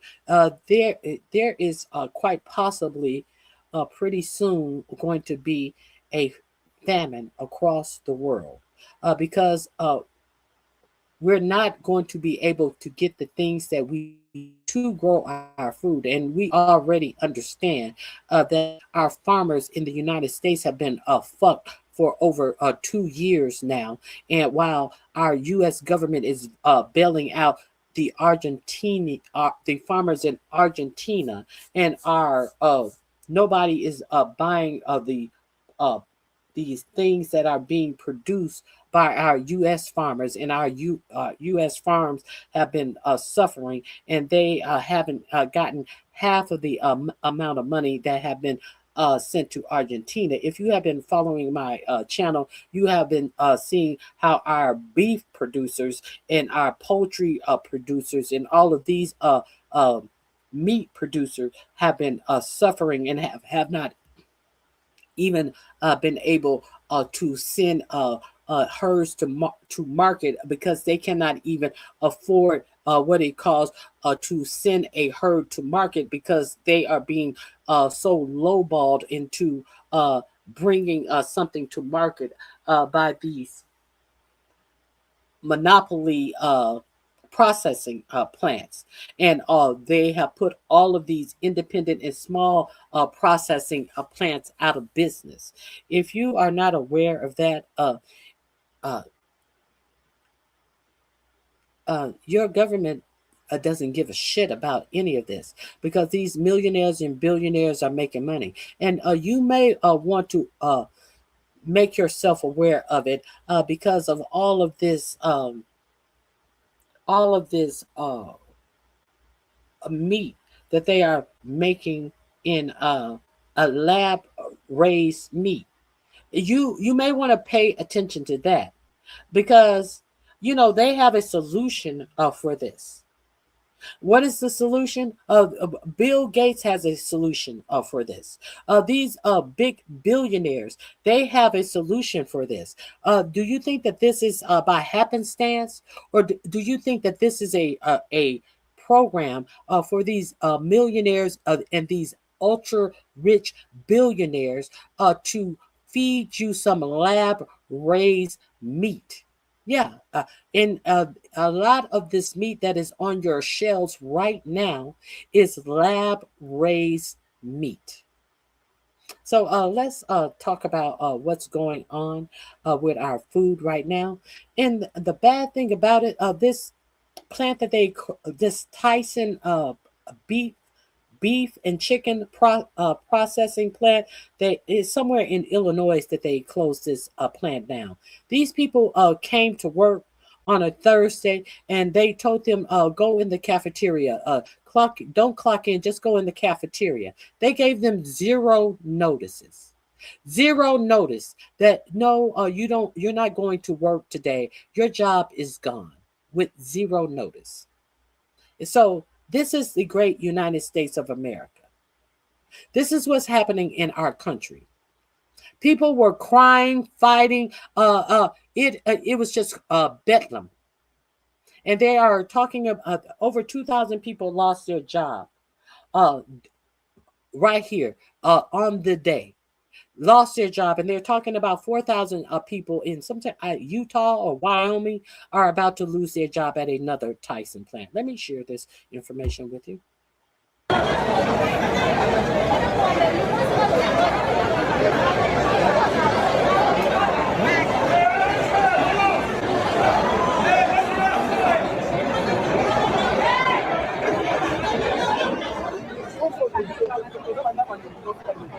This right here is the Tyson Foods plant that is up in the state of Illinois. And basically, they just shut doors of its entire factory overnight. Now, listen, my question is in this video, did these workers even get notice, or were they just informed the same day that they shut down plant? I'm sure they had some kind of notice. However, when we look at all the factories shutting down across the United States and the job market at the current scale that is at, it's a really scary market right now, so speaking, as well as we see beef prices, meat prices go through the roof, grocery prices through the roof. Seems like a lot of companies across the country are dealing with a lot more economic pressures from what we've seen in the past. But anyways, let's dive a little bit deeper into this video. People started fighting, people were yelling, people were crying. The Tyson facility in Joslin is shutting down, leaving more than 2,500 people scrambling. This is the letter those workers got this afternoon confirming the plant's permanent closure. Workers will get paid for the next 2 months, but the job some have leaned on for years is gone.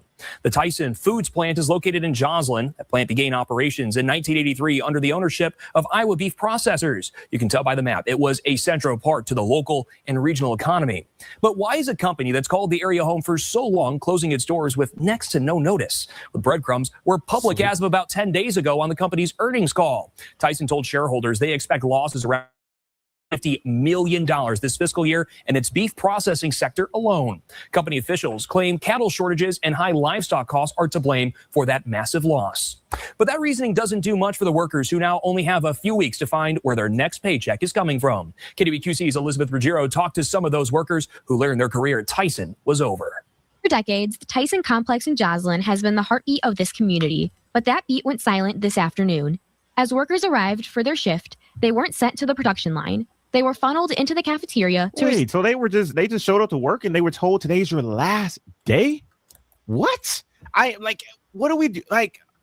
I am so confused. I am so confused at these corporations, these companies. I am so beyond confused. And I got thousands of questions for these people. Seriously. And I couldn't imagine the position that a lot of these workers are in right now, because the one moment they think their job is safe, they've been at this factory for probably decades. A lot of them probably got pensions and all these different things that thought they were set for life. But you come in one day and you were told that today is your last. Okay, that link is in my description box. Let me share another link with you on that. If you're first time, let me share this with you as well. More Perfect Union did a little clip on this.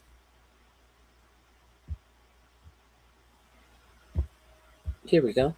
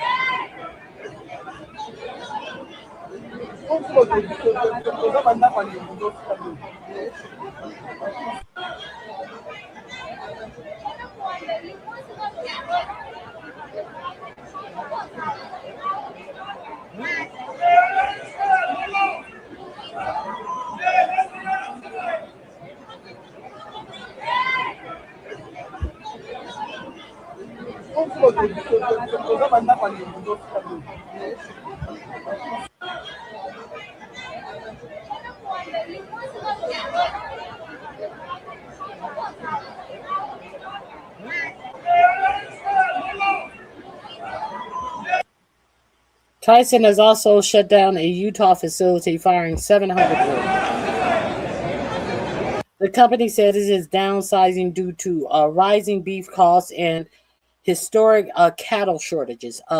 Now, it is said that the U.S. has an all-time shortage of heads of cattle. Farmers who used to for decades since in the United States, this is the smallest amount of cattle that farmers have had in the history of farming in the United States. MAGA, are you happy?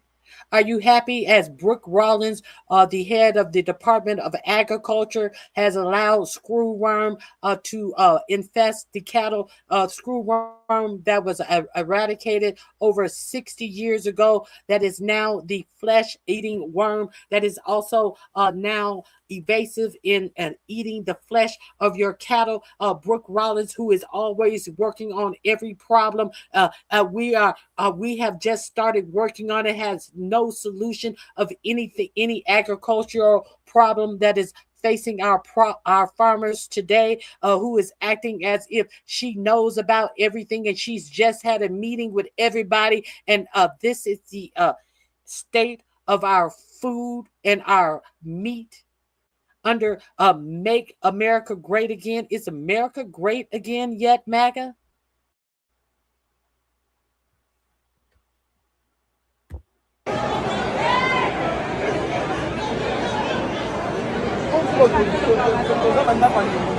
Tyson and three other companies that dominate the meat industry have been accused of conspiring to raise beef prices. Over 2,500 Tyson food workers have been abruptly fired after the company shut down a beef plant.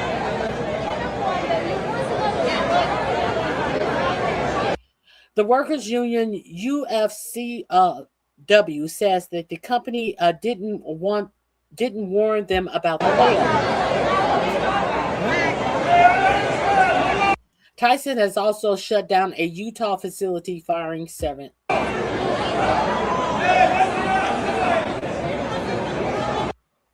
Okay, so there we have it. This is what is going on with our food. But we have billionaires who are going to take over giving you processed meat. Now, giving you man-made meat. Man-made meat. Now, some people are having problems once they eat this man-made meat. They are having this situation that physically they cannot go back to eating real meat. There is some type of condition that flares up in them that eating real meat makes them sick. Do you think that this is by design? Huh? Do you think that this is by design? So this is what's going on. I thought that I should let you know. This is what's going on in the United States of America. We are in a useless war. Our food is dwindling. Disgraced anti-sex trafficking NGO gets $244 million to grant migrant kids, a nonprofit with a history of sexual abuse and trafficking. Sailors are starving and just for absolutely no reason. And we have unelected officials talking about creating more war crimes, talking about Jared Kushner is over in Israel, talking about Gaza is going to they are going to allow Israel to finish off Palestine so there can be a new Israel. Who elected Jared Kushner to anything to make these decisions? I'm curious. I'm curious. Who elected Jared Kushner to say that they are going to finish what has already been allowed to happen in Gaza? So Jared Kushner can become a richer billionaire. I'm curious. I don't know. What else do we have?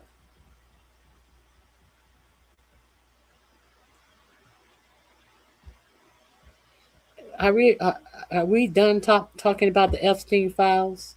What's up, y'all? Welcome to the show. Hope everybody out there is having an awesome day. In just a second here, man, we have yet another colossal Epstein bombshell that nobody is talking about, but I'm banging my head against the wall because everybody should be talking about this one. This is insane, the stuff that we just learned. So I'm going to break that down for you in a second. We also have Trump continues to shoot himself in his tiny little micro penis because the fact that he has no filter anymore is leading him to accidentally say the quiet part out loud, and it is getting catastrophic for his poll numbers. It's getting catastrophic for people's perception of him. So wait until you hear the new psychotic quotes that he's casually saying. Also, we now are in the position where Matt polling. Let's get to the also, Sound of Freedom charity, Our Rescue, formerly known as Operation Underground Railroad, they have 0 immigration lawyers, 0 federal. Do you know that your president has allowed a group that has been implicit with trafficking children and essaying children to be over undocumented children? Let me find that first. I think I have it better right here. Disgraced anti-sex trafficking NGO gets $244 million to rep migrant kids. A nonprofit with a history of sexual abuse and trafficking, Trump administration sees people in its immigration system as subhuman. I guess that would sound. Who is okay with your president giving this group money? I guess if we dehumanize a race of people, y'all can be okay with anything. You can be okay with anything. Is America great again yet? Are you guys rationalizing any and everything that is done by this administration? So what does that make you? If you rationalize this type of shit. Covering what the corporate media covers up. The Trump administration is entrusting a nonprofit with a history of sexual abuse and trafficking allegations with taking care of migrant children. I'm JT Siskowski with Status Coup. I wish I was exaggerating there. I am not. The Trump administration just gave this non-governmental organization, or NGO, $244 million through a contract. Let's start here with a headline from the American Prospect. Disgraced anti-sex trafficking NGO gets $244 million to rep migrant kids. An anti-sex trafficking nonprofit in Utah whose founder resigned after multiple women accused him of trafficking and sexual abuse has won a federal contract to provide legal services to unaccompanied migrant children in government custody. The Trump administration gave Our Rescue a no-bid $244 million contract on August 7th, according to the federal award notice posted late Friday night. The deal floods the organization with 7 times the amount of money it had in 2025, according to its most recently available Form 990, which put total assets. Where's JD Vance looking for fraud? Where's JD Vance fraud department? Huh? Where's JD Vance fraud department? Oh, nowhere to be found. Oh, okay. At $36.9 million. The blatant cruelty of the Trump administration, it almost is a parody of itself at this point. This could have been an Onion headline. Trump administration gives nonprofit with history of sexual and abuse and trafficking allegations, kids to take care of, to provide legal services to them.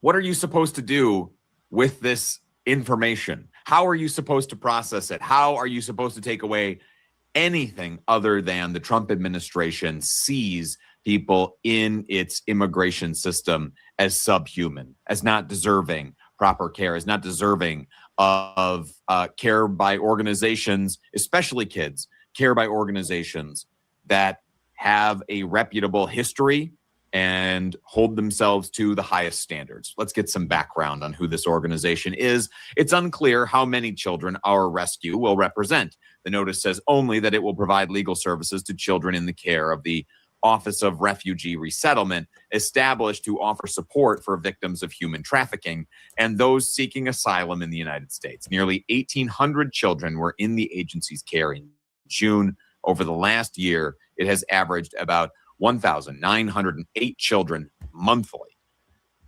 These are people who are, as they say here, victims of human trafficking, now being handed over to an organization that has been accused of trafficking. The Trafficking Victims Protection Reauthorization Act of 2008 requires that the federal government shall ensure to the greatest extent practicable that all unaccompanied minors receive legal counsel to represent them in legal proceedings, and that it will protect them from mistreatment, exploitation, and trafficking. Our rescue and a small Texas law firm founded by a former Trump appointee are taking up that work after the Trump administration failed to pay and then canceled the contract of the legal aid groups previously providing the services. So this is not the Trump administration choosing to provide these services out of the goodness of its heart. No, this is them having to follow laws that were passed. Otherwise, you can bet that they probably would not be offering these services to these minors in their care. No, they are doing this because it is required by law, but still in their version of the law that they have to follow, they are finding a way to award a Trump ally with this contract. Our rescue, formerly known as Operation Underground Railroad, or OUR, did not respond to repeated emails and phone calls for more information, including when it expects to begin work or how many children it will represent. Our rescue conducts international sting operations to catch sex traffickers, similar to Dateline's To Catch a Predator. The organization gained national notoriety in 2023 when the film Sound of Freedom dramatized the life of founder and CEO Tim Ballard, portraying him as a Homeland Security investigations agent sent to rescue child sex trafficking victims in Colombia. Shortly after its release on July 4th of that year, multiple former employees came forward to accuse Ballard himself of sexual assault and trafficking, including during sting operations. According to the women, Ballard would use a couple's ruse, quote unquote, during stings, coercing them into acting as his romantic partner so that traffickers wouldn't suspect him. They said that he would assault them while demanding they remain in character and play their part as one half of a kinky couple. If that's the kind of organization that is being entrusted with kids, let that sink in. This organization is being entrusted with kids, while at the same time, it could not recognize the own assault that was happening under its own roof, allegedly, by its very CEO until after a movie dramatization of their work actually came out.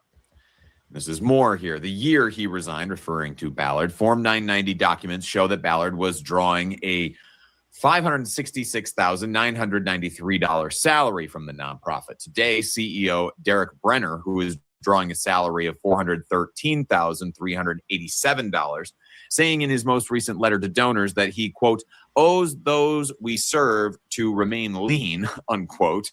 Brenner came to the organization with a background in conducting sting operations of a different kind. Brenner spent a decade at the Department of Homeland Security including as Executive Associate Director of Homeland Security Investigations, and before that, the Deputy Executive Associate Director. During his tenure, the agency set up a fake university in Michigan to lure foreign nationals who wanted to extend the length of time they could stay in the country by obtaining student visas. Officials named the school University of Farmington after the office space it used in Farmington Hills. Operation Paper Chase resulted in the arrest of 250 students in early 2019, most of whom left the U.S. voluntarily. So this is somebody who already has connections to HSI, to Homeland Security, now being gifted this contract to work in concert with the Department of Homeland Security in caring for these kids. So you can't say that the kids are in the best hands there, but certainly then at least while they're inside of immigration, the immigration system, if they're... There you go. This is your government at work. There you go. So I just thought that I would give you that information. Barely talked about by the We Love the Children Republican Party. Did you guys, were you guys aware of that? Hello, Miss Kitten. Were you guys aware of that? Let me share something else that I wanted to share with you. I think I wanted to share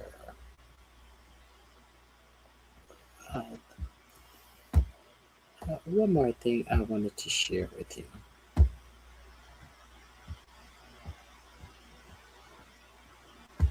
One more thing.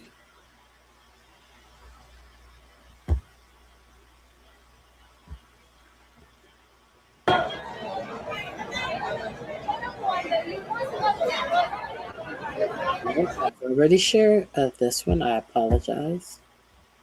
All my links that I share with you are in my description box. Let me go here. I apologize.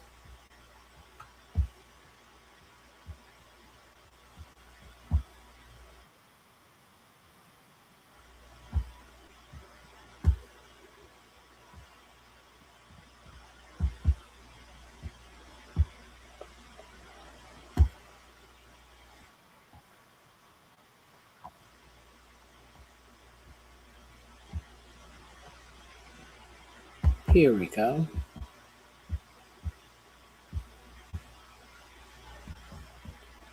Let me see. Our treasury is failing. We just bailed out Japan so they would not sell off our bonds. And Japan is selling off our bonds once again because that did not help Japan. And Japan is now selling off our bonds. You know what that means? Not only is Japan selling off our bonds, Japan and Europe are selling off our bonds.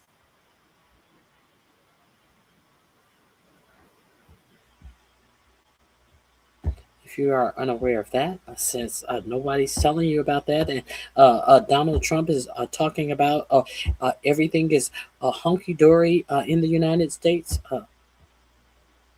let's just get into it. Once you know, you cannot go back into not knowing. As you have lispy motherfuckers who is taking vacation trips with the downtrodden and trying to make themselves appear as they are the hottest ticket on YouTube, as they are some a highbrow motherfucker in the chitlin circuit of YouTube. Let's really understand what is going on financially in the United States of America, which you live in, so you can do something to possibly avert a calamity that is coming your way in the United States of America. Be smart. Don't be stupid. Has ever covered, and there is a reasonable chance you will not see it discussed on most mainstream outlets because it requires understanding 4 interconnected systems simultaneously to grasp why it matters. The United States is in serious trouble. The situation is very convoluted, but what we're about to witness is a house of cards in the early stages of collapse. I'm going to walk through it step by step. Take your time with this one. On Friday morning, during a cabinet meeting at Camp David, Reuters photographer Daniel Hoyer captured a photograph over Treasury Secretary Scott Bessent's shoulder. On the notepad in front of him, positioned directly beneath his name card, with nothing else written on the page, were the words, "To do, buy Japanese yen, $5 to $10 billion." Hours later, the Federal Reserve Bank of New York sold euros to buy yen on behalf of the U.S. Treasury. The yen surged, the intervention was confirmed, and the United States government did something it has not done since 2011 when a magnitude RonyiQ told you about that when it happened. Of 9.0 earthquake and a nuclear meltdown at Fukushima devastated Japan, and the G7 coordinated emergency currency support to prevent the country's financial system from collapsing. There is no earthquake this time, thankfully. There is no tsunami. There is no nuclear disaster. The disaster is the U.S. bond market. And Bessent just told the world that the United States is now spending billions of dollars to prop up another country's currency, because the alternative is watching its own borrowing costs spiral out of control. Now, feelings aside, this kind of breach is unprecedented for a sitting Treasury Secretary. Generally, in central banking and Treasury circles, operational security is not really a preference, it is a foundational principle. Markets move on information, and a photograph to-do list containing the size and direction of a currency intervention is the kind of leak that, in any other context, would trigger an internal investigation, possibly a resignation as well. My name is... But your Treasury Secretary who let Elon Musk go into all of your Treasury up and into how payment systems are operated with 18, 19, and 20-year-old hackers via Elon Musk. I had let this information be captured by a reporter because he's stupid. Scott Bessent, the same Scott Bessent who was on a unsecure signal call with the stupid vice president, national security advisor, and Pete Kegbreath. We have a bunch of dummies running our whole United States of America. Let's continue.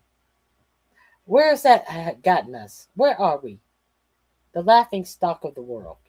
And I use data analysis to spot patterns in geopolitics and economics, and I need to explain why the U.S. Treasury buying Japanese yen is actually about protecting the U.S. Treasury bond market, because that connection is the reason this story matters more than almost anything else happening in the global economy right now. And I need to explain it simply first, because it's deeply consequential. Second, because the mechanics are not actually that complicated. They're just kind of hidden. Let's start with Japan. The yen hit 163.99 to the dollar last week. That's the weakest level since December 1986, a 40-year low. Japanese companies are going bankrupt at the highest rate in 12 years, over 5,000 in the first half of 2026 alone, with 45 specifically citing the weak yen as the cause of their collapse. At this point, starting a business in Tokyo carries roughly the same financial risk profile as opening an underwater fireworks store. Import costs for food, fuel, and raw materials have surged. Wholesale inflation is running above 6%, and the Bank of Japan is a bit trapped. It hiked rates to 1% in June, the highest since 1995, but the yen kept falling because the gap between Japanese rates at 1% and American rates at nearly 4% is still enormous. Money flows to wherever the yield is higher, and the yield right now is higher in the USA. That flow weakens the yen and strengthens the dollar, which sounds like it should be good for the United States. It is good for the United States in the exact same way that eating 5 pounds of free cotton candy is good for your short-term blood sugar. It's not, and understanding why is the key to understanding everything that happened on Friday. When Japanese institutions like pension funds, insurance companies, banks send money to the United States to buy treasury bonds, they're lending the U.S. government money. Japan holds $1.14 trillion in U.S. treasuries. It is the single largest foreign holder of American government debt. But when the yen collapses, those institutions face a growing problem. The value of their American investments denominated in dollars stays the same in dollar terms, but the cost of converting those dollars back into yen to pay Japanese retirees, Japanese policyholders, and Japanese depositors becomes progressively more expensive with every move in the exchange rate. At some point, the currency loss eats the yield advantage entirely. And when that happens, the rational decision, or rather the only decision, is to sell the American bonds, bring the money back home, and just buy Japanese government bonds that now yield nearly 4% on the 30-year, which So where does that leave Americans? is enough to meet domestic obligations without the currency risk that is destroying returns. So what will that leave Americans, and how will Americans meet their risks they want? The American side. That is exactly what has been happening. We covered a bit of this on this channel as well. Japanese holdings of U.S. treasuries have fallen from $1.2 trillion to $1.14 trillion, $66 billion gone in a matter of months. The selling accelerated sharply in the first quarter of 2026 when the Japanese investors dumped $29.6 billion in a single quarter, which is the largest sell-off since 2022. And every dollar Japan sells puts upward pressure on U.S. bond yields, because when a major buyer exits, the remaining buyers on this planet demand higher returns to compensate for the reduced demand. The 30-year U.S. Treasury yield has been above 5% for over a month now, which is the longest stretch since 2007, the year before the Great Financial Crisis. The interest bill on America's national debt now exceeds the combined budgets of the Department of Defense, Homeland Security, Commerce, Education, the EPA, and the Small Business Administration. All of these combined. The government borrows $155 billion every single month. $24 billion a week goes to interest alone. That is not a national budget. That is the global equivalent of lighting a brand new super yacht on fire every 6 hours just to keep the Oval Office warm. And Besant needs to borrow $900 billion more by October to fund the deficit. So now you see the full chain. The yen falls, Japanese institutions sell treasuries to bring money home, Treasury selling pushes U.S. yields higher. Higher yields make the deficit more expensive, and more expensive deficit requires more borrowing. More borrowing at 5% requires more buyers, but the biggest buyer is the one who is actually selling, and that is why the United States just spent $5 to $10 billion buying yen. Besant is not saving Japan. He is saving his own bond market. The yen is just the mechanism. The treasuries are the target, and the notepad was just the announcement. My book, Awake, the Practice of Critical Thinking in an Age. Okay. So, there you go. Into a reserve currency alternative, the United States is selling it to prop up the yen. The contradiction could not be any sharper, and the timing could not be worse for Scott Bessent, because the ECB is expected to hike rates again before the end of the year. Eurozone inflation remains above target, 2.9% in July, and rising again after briefly easing in June, driven by renewed fighting in the Middle East, pushing energy costs higher. Lagarde has already hiked. And whose fault is that? Whose fault is the rising price of oil in the Middle East? MAGA. MAGA, you don't have nothing to say? MAGA, you don't have anything to say about how your president is so inept that he has ruined the whole world economy? Oh, no, because you're too stupid. Once in June and described the decision as robust across all scenarios. If the ECB hikes again, the euro strengthens further. A stronger euro means the dollar Bessent sold to buy yen, funded by selling euros, become more expensive to replace. It also means European bonds become more attractive relative to American ones, pulling capital towards Frankfurt and away from Washington, again, at precisely the moment Bessent needs that capital flowing in the opposite direction. They're shooting themselves in the foot again. The intervention used the euro as fuel. The ECB is about to rise the price of that fuel, basically, and every basis point the ECB adds makes the structural case for holding euros instead of dollars more compelling, which is exactly what the ECB's own annual report documented this year when it showed Eurobond issuance at an all-time high, American companies borrowing in euros at record scale, and the euro behaving as a safe haven during every major crisis since 2025. Besson sold euros to buy time. The European Central Bank is about to make that time a lot more expensive.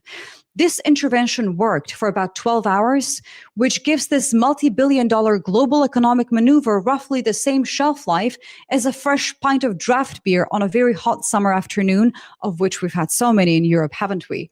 On Thursday evening, the yen surged to 157.8 from its 163.9 low. By Friday morning, it had already weakened again, backed above 160. The Bank of Japan held rates steady on Friday, unable to hike further because at 6% yields, Japan's entire tax revenue would go to servicing its own national debt.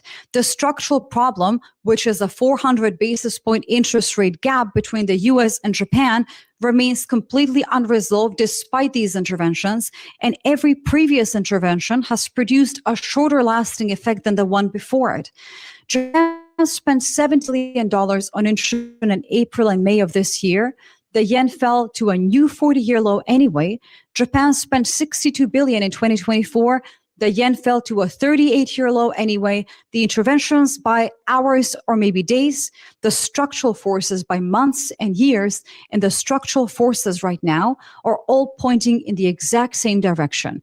Japanese money coming home, US yields going up, and Besant running out of tools to stop this.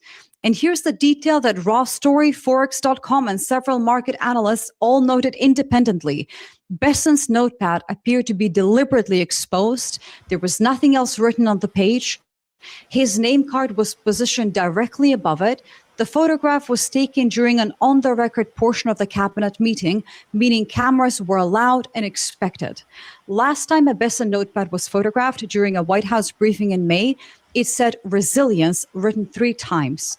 When asked about it the next day by a Daily Mail reporter, Besant laughed and said, I'm quoting, so people could look over my shoulder, photograph them, and think they got a scoop. He is telling you how the game is working. In my personal view, it does not appear that the notepad is an accident. It appears to be a signal designed to move markets without the Treasury having to issue a formal statement that would commit it to a specific policy. By telling these people are numbnuts. These people are just numbnuts. Now let's get to Judge order Epstein grand jury documents unsealed. And let's see what has been unsealed in these grand jury documents. You will be flabbergasted. We're talking about Epstein again now. Since the nation is broke and busted, let's talk about some of the shit that has started to come out in these Epstein files. Y'all want to talk about that? Since we have gone to war and all of this stuff, let's talk about the Epstein. What's up, y'all? Welcome to the show. Hope everybody out there is having an awesome day. In just a second here, man, we have yet another colossal Epstein bombshell that nobody is talking about, but I'm banging my head against the wall because is leading to stage 5 meltdowns among right-wing pro-Israel TV hosts. So you love to see it. So you get a notification because it would be files. She says, the government just gave a charity being sued for sex trafficking a 200 history is whatever. And then you dig into it and they haven't hired anybody that's a lawyer for migrant kids. None of them. If they're trying to do a cover-up and they're trying to get away with some shit here, it's the worst cover-up in the world because you guys are caught. Like, you guys are caught red fucking handed. So I've already shared that story with you on Status Quo. That is under Children in Danger. Let's get to the Epstein file. This will be in my description box under Epstein file releases. New Epstein file releases. How about that? They say the kids' real lawyer, the children's confidential files. They Will refuse. be shocked at this new information. That is your mainstream media talking about this? No, they ain't And their talking about contract shit. died. Contract. And I've been telling you guys, the thing we have to look out for the most when it comes to the Epstein files is Donald J. Trump, the president of the United States, one of the 10 Epstein co-conspirators? And this, among many other things, leads me to believe he might be an actual Epstein co-conspirator. But more on that in a second, because it's going to get even darker, okay? I also told you this on Friday. New FBI documents released via the Freedom of Information Act show the Department of Justice had a document flag list when it began reviewing Epstein files last year. There are 16 entries that are simply marked POTUS. So these things basically redacted, simply marked POTUS, okay? Explicitly, hey, the reason we're holding this back is because the president of the United States is implicated. This should surprise nobody because, as you all know, he was in the Epstein files literally over 1 million times. His name is mentioned more in the Epstein files than Jesus' name is mentioned in the Bible, y'all. That's a fact. Another fact is when they only released 1 or 2% of the Epstein files, he was already listed in that bitch 38,000 times. But it gets worse. So here we go. We have a little segment here on CNN, Tap Jaker's show, and they're discussing the Epstein files. They say the following. And some of this is handwritten notes from the FBI agents interviewing victims and also potentially even perpetrators, right? Well, the FBI handwritten notes implicate Donald Trump. FBI handwritten notes, redacted, directly implicating Donald J. Trump. Directly implicating them. What the DOJ hasn't produced. Handwritten notes FBI took during witness interviews, files in foreign languages, and explanations of redactions. But handwritten notes directly implicating Donald Trump. Secret while doing the stance at the DOJ to not release them. They are handwritten notes by 4 different meetings with a victim who alleges when she was 13 she was sexually abused by Donald Trump. That's the Katie Johnson. This is the Katie Johnson allegation. Ladies and gentlemen, finish watching this segment, but as soon as you're done watching this segment, do yourself a favor. Type in Secular Talk Katie Johnson into the YouTube search bar and watch your mind get blown. Because there was a literal video of her where she told her story with her face, censored in a hotel where she was suing. Look at the maggot is mad and wants to talk off a topic about some dumb bullshit because they don't want to talk about the fact of how this country is being ruined because they are such a dumb fuck. The fuck out of here with your dumb ass. Let's continue. Talk about what we're talking about. Epstein and Trump back in 2016, and she eventually dropped the case. The speculation is she dropped the case because she was either paid to drop it, right? Like settled out of court, paid to drop it, or she was threatened, okay? But she has a detailed story about what Trump did to her, what Epstein did to her, how she was trafficked, how Trump has a nipple torture fetish, how Trump directly raped her and another underage girl that she was with, okay? It's all out there. Nobody ever talks about it, but it's all out there. Go look at the Katie Johnson allegations. You ain't gonna talk about that, huh, maggot? Maggot, no, you don't have anything to say about this story, huh? You want to talk about Democrats now, huh, maggot? But you don't have a story like this to talk about the Democrats. So you're not gonna talk about what we're talking about in this video. Oh no, you're not gonna do that. We covered it on Secular Talk. We went through virtually the entire interview. We went through the interview here on this channel as well. Yes, we went through the Katie Johnson interview here as well. But these maggots are not going to talk about any of that. Let's continue. And I responded point for point. This is already out there. And again, it is criminally under-discussed. But now you have CNN alluding to it. And what did they do? They specifically tried to redact the handwritten letters from the Katie Johnson interview with the FBI. It's a specific cover-up over the Katie Johnson allegations. That's what this is. By the way, the plot's going to thicken even more in a second. And why were they redacted? Or why were redactions released? Because Katie Fang sued about these illegal redactions. Because these redactions were illegal. And Katie Fang sued. And a judge said that these redactions that Todd Blanche, that the Republican senators approved to be the new DOJ who illegally put these redactions on. But your Republicans, senators, approved him as the new DOJ anyway. Anyway.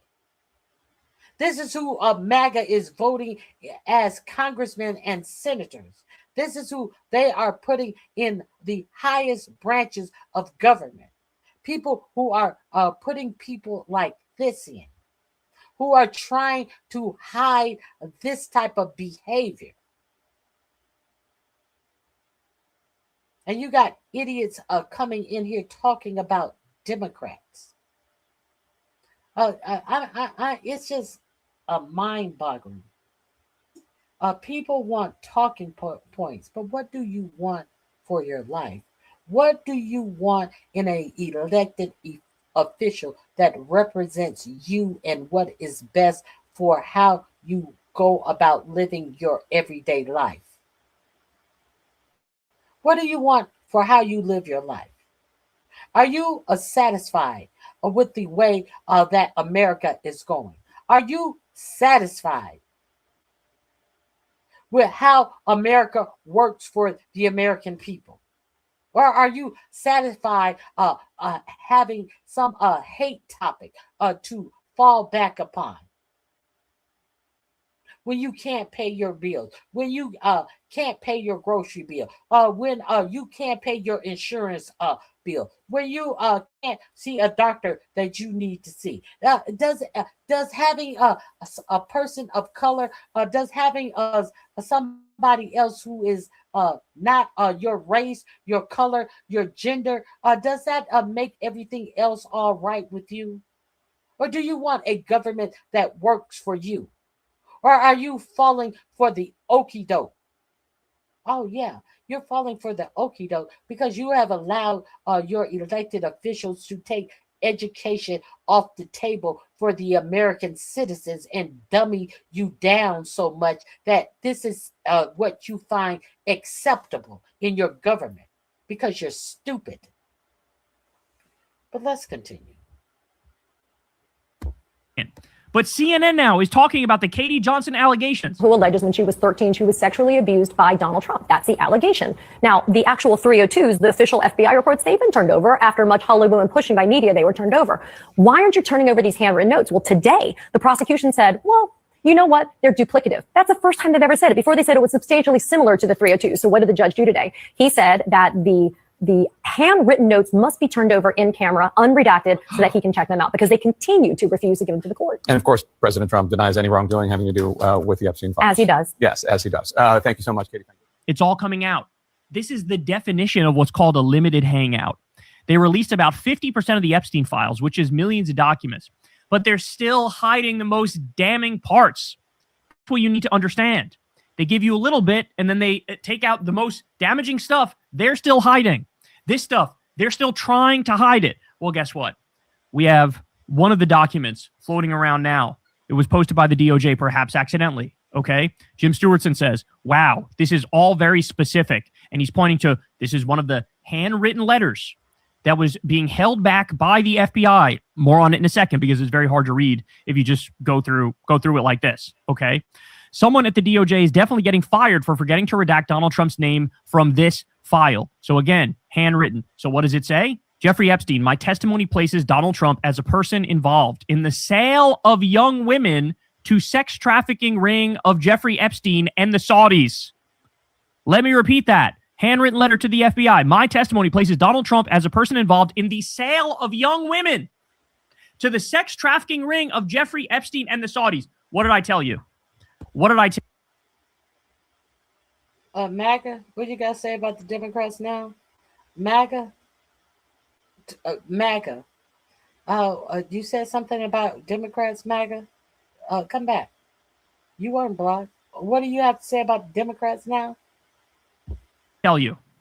The major bombshell that it appears like they're hiding is that Donald J. Trump is one of the 10 Epstein co-conspirators. Let me ask you, how many of the 10 co-conspirators were arrested, were locked up, have cases on them? The answer is... Are we clear that this is the things that have been being hidden in the Epstein file? Are we clear that people wouldn't stop talking about the Epstein files and now we are in a war? Are we clear that our blood and treasure is being evaporated because people wouldn't stop talking about the Epstein file? Are we clear that our soldiers are out there starving and not having showers, working toilets, having a whole ship full of inoperable porta potties to have to use, overrunning porta potties, and your president said that they haven't been out there long enough. A war, a draft dodging president, when he hear the conditions to the point that people are having mental breakdowns, in a war, a draft dodging president said that, well, they haven't been out there long enough, when they have been out there longer than any sailors have been out on deployed out on a ship. And this is what your president had to say. All because they wanted to continue to hide what was in the Epstein files. And strangely enough, as everything in the United States is getting expensive and we are on the verge of a famine, this is what we find out about the Epstein files. Are we going to pretend like your president didn't go to, who was it? Didn't go to, what's it? Was it North Korea? Was it North Korea? Oh, was it South Korea? No, it wasn't South Korea. Yeah, I think it was South Korea. Are we going to pretend like your president didn't go to South Korea and ask South Korea, would they be interested? Was it South Korea? Don't quote me. I think it was South Korea. And ask them, were they interested in joining us and fighting this war with Iran? And South Korea is like, what the fuck we want to go fight Iran for? We ain't got shit to do with this. And then come up with some reason why they don't want to continue to do exercises with South Korea, because South Korea wouldn't commit to continue to help us fight this war in Iran. You know, the war that he said that we are winning. You know, this war. And now we got beef with South Korea.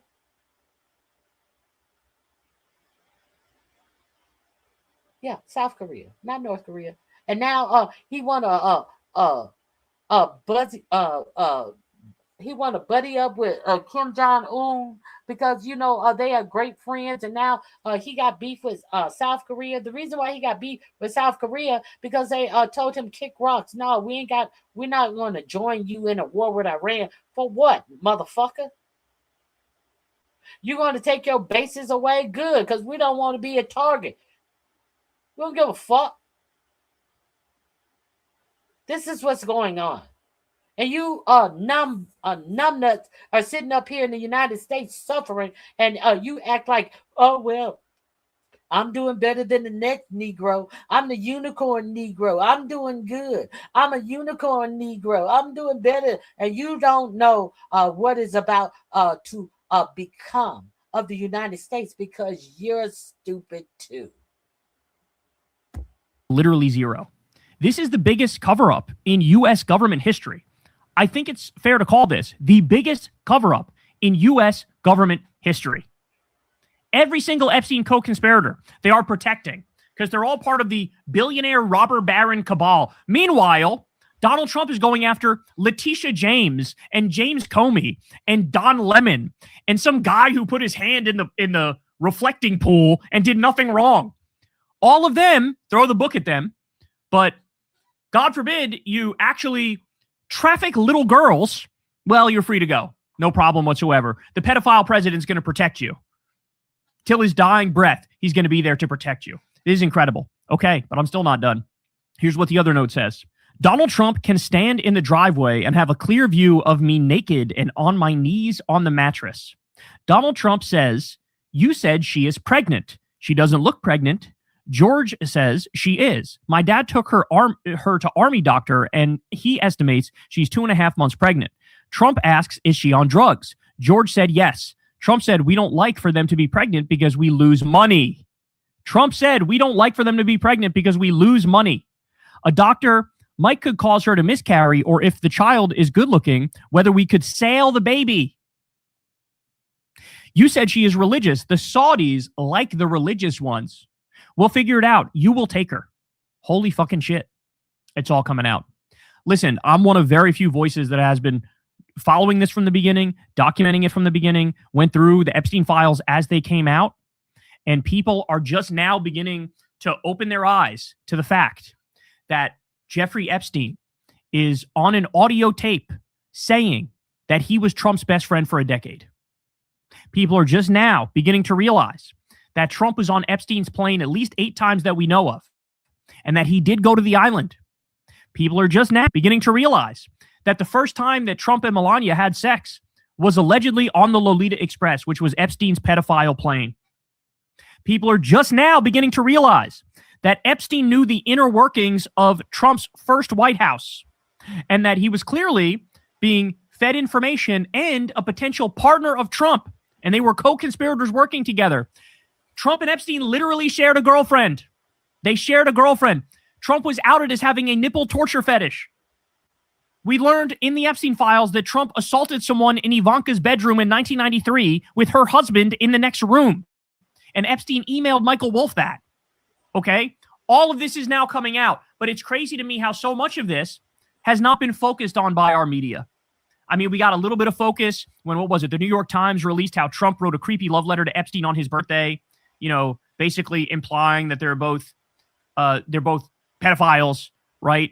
But the deeper and darker secrets are now coming to light because, as I told you from the beginning, Epstein learned human trafficking from Trump's teenage modeling agency. By the way, why is it not a bigger deal that Trump was on Howard Stern back in the day and he said, oh yeah, since I own Miss Teen USA, I walk into the dressing room as they're naked and I can get away with that because I own the place. Literally bragging about perving out and creeping on teenage girls changing in a dressing room.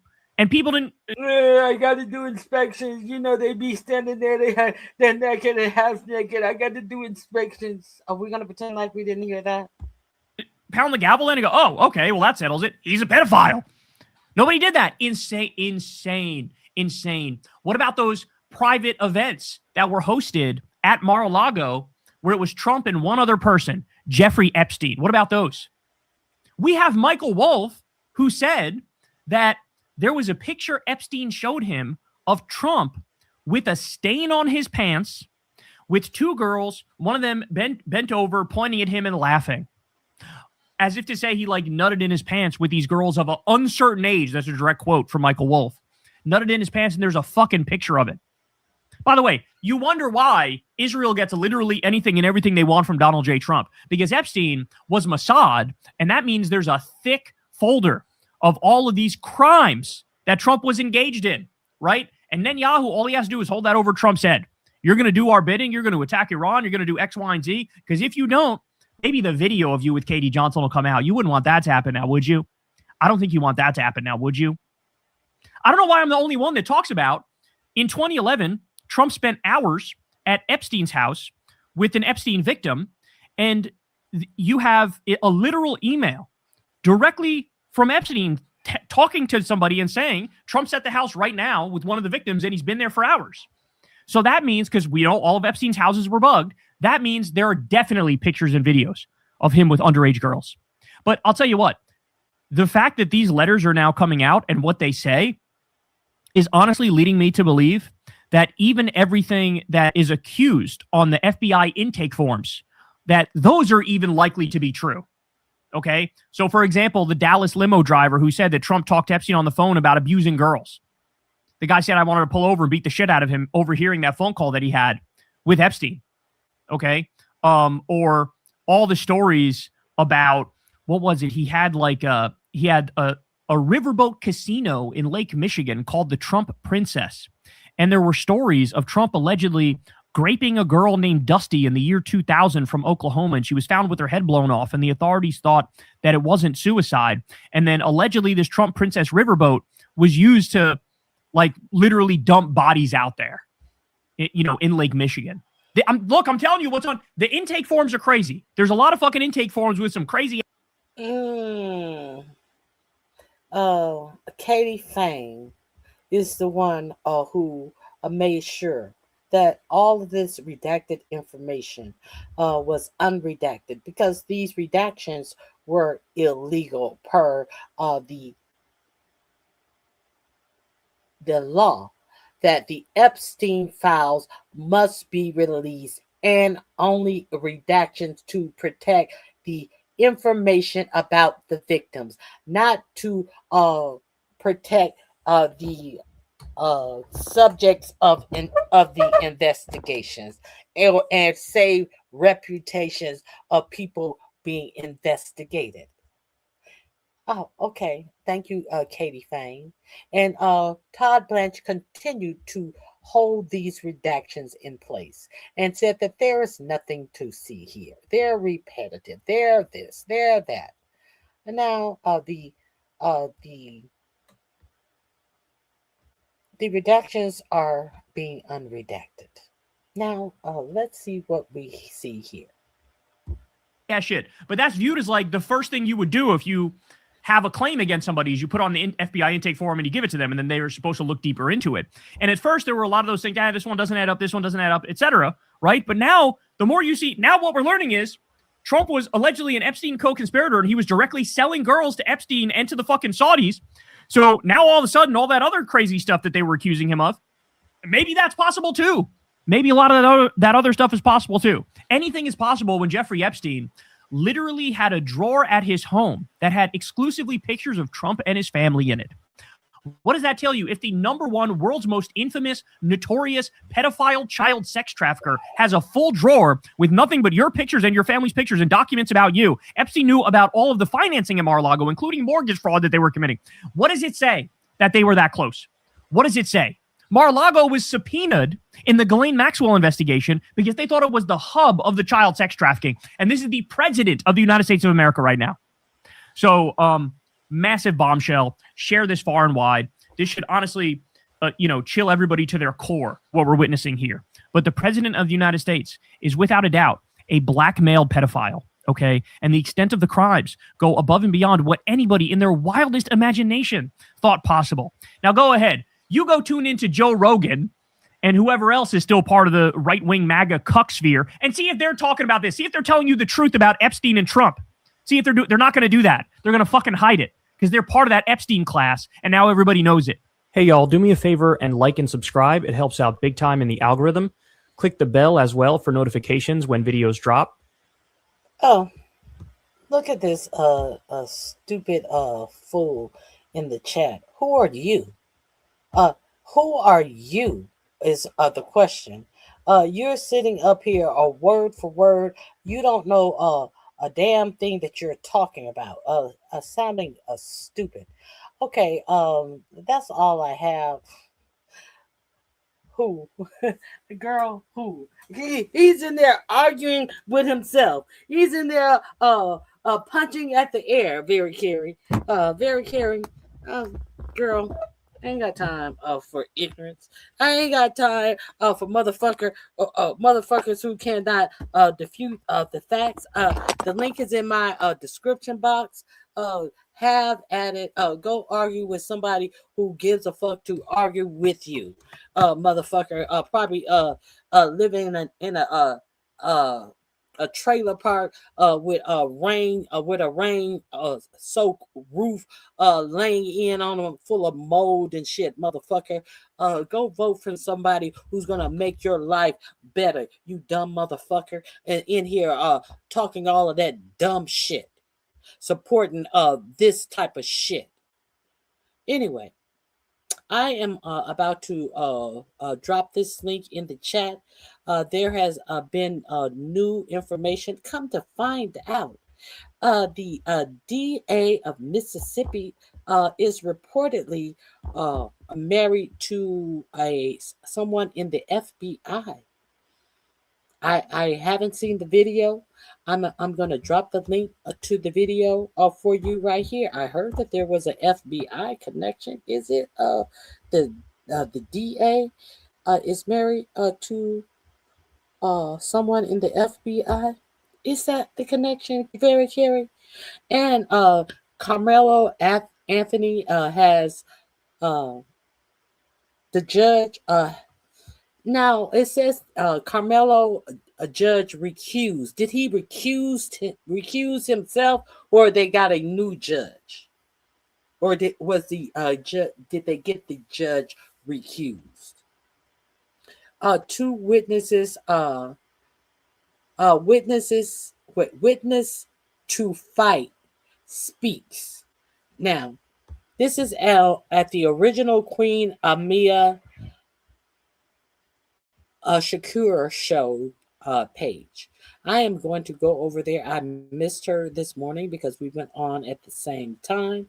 I'm going to drop her link. This is the latest information that I have on Nolan Wells' story and the Carmelo Anthony story. Here is her link right here, and it will also be in my description box. It will be the last link in my description box. Let me see what you're saying.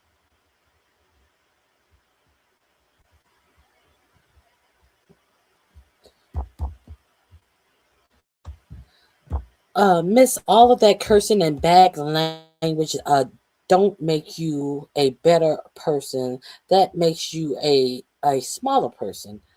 I think you can talk without all of that. I don't give a fuck what you think that my language makes me.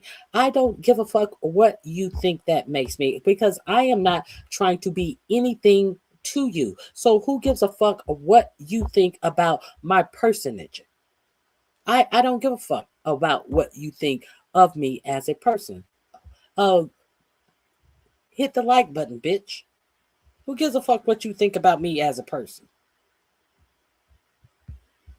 Think about these links that I'm giving you. Think about this information that I'm giving you. Think about who are you going to vote for to make your life better? Because I don't think about you. I'm giving you information. Think about that. Think about the information that I'm dropping. Because what you think about me and how I live my life means absolutely nothing to me. Are you improving my life? Did you drop me a cash app? Are you doing anything to improve my life? As I give you information to help you improve yours? If you're not improving my life, what the fuck I give a fuck about you? And what you think about my life? Get the fuck out of here. Anyway, there is the... Did you give me a gift? Did you tap the gift button? Did you tap the Cash App button? Fuck, think I give a fuck about what you think about cursing. I'm a grown-ass woman.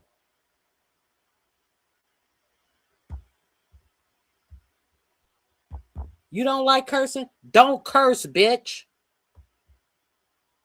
Okay, anyway, go over to the original Queen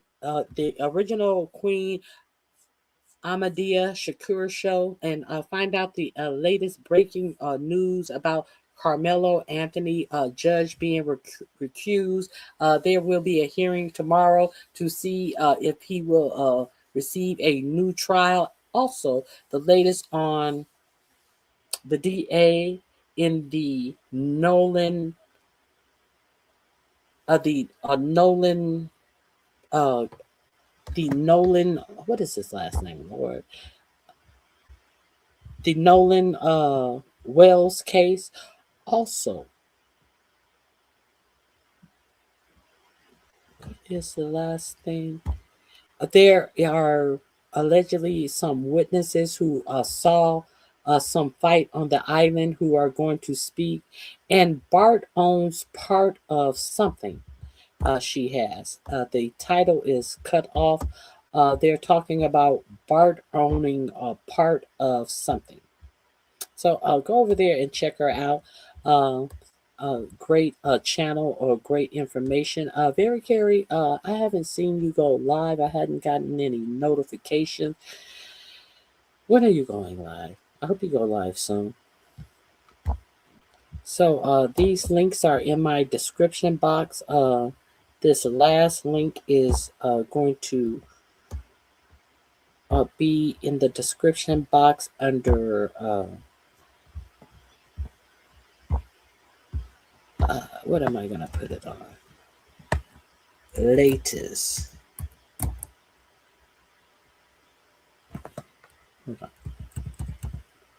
Hold on 1 second. On Nolan and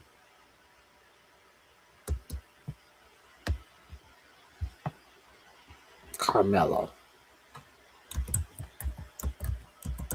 Okay, so I appreciate you guys being here. If there is no breaking news on tomorrow, I will see you on Friday. But something tells me there may be some breaking news. So if there is some breaking news, I will see you guys on tomorrow, somewhere between 8 a.m. and 8:30 a.m. Now, Willie D, he did a live of the services. There was a prayer visual. I was unable to find the prayer visual, but Willie D did a live of the prayer visual. You'll start soon. I've been busy. I understand. I do understand. Willie D did a live of the prayer visual for Nolan Wells. I'm gonna drop that link too. He was in the middle of the live, so I didn't want to go over there and share it because he was actually live. Let me go over there and find it. If you guys want to go over there and check that. Oh, he's still live.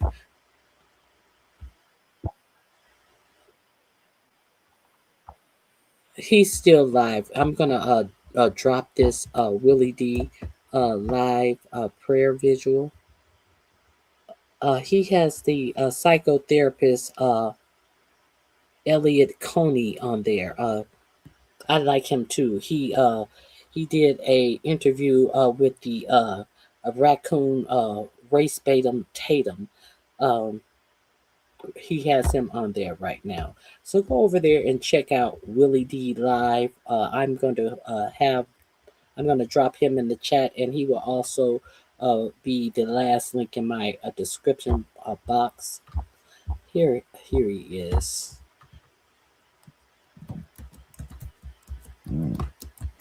Here he is right here. Go over there and check out these people holding it down with the information. Oh, did I? Let me see. Nope, I didn't. Hold on. I didn't copy it right for some reason. Hold on.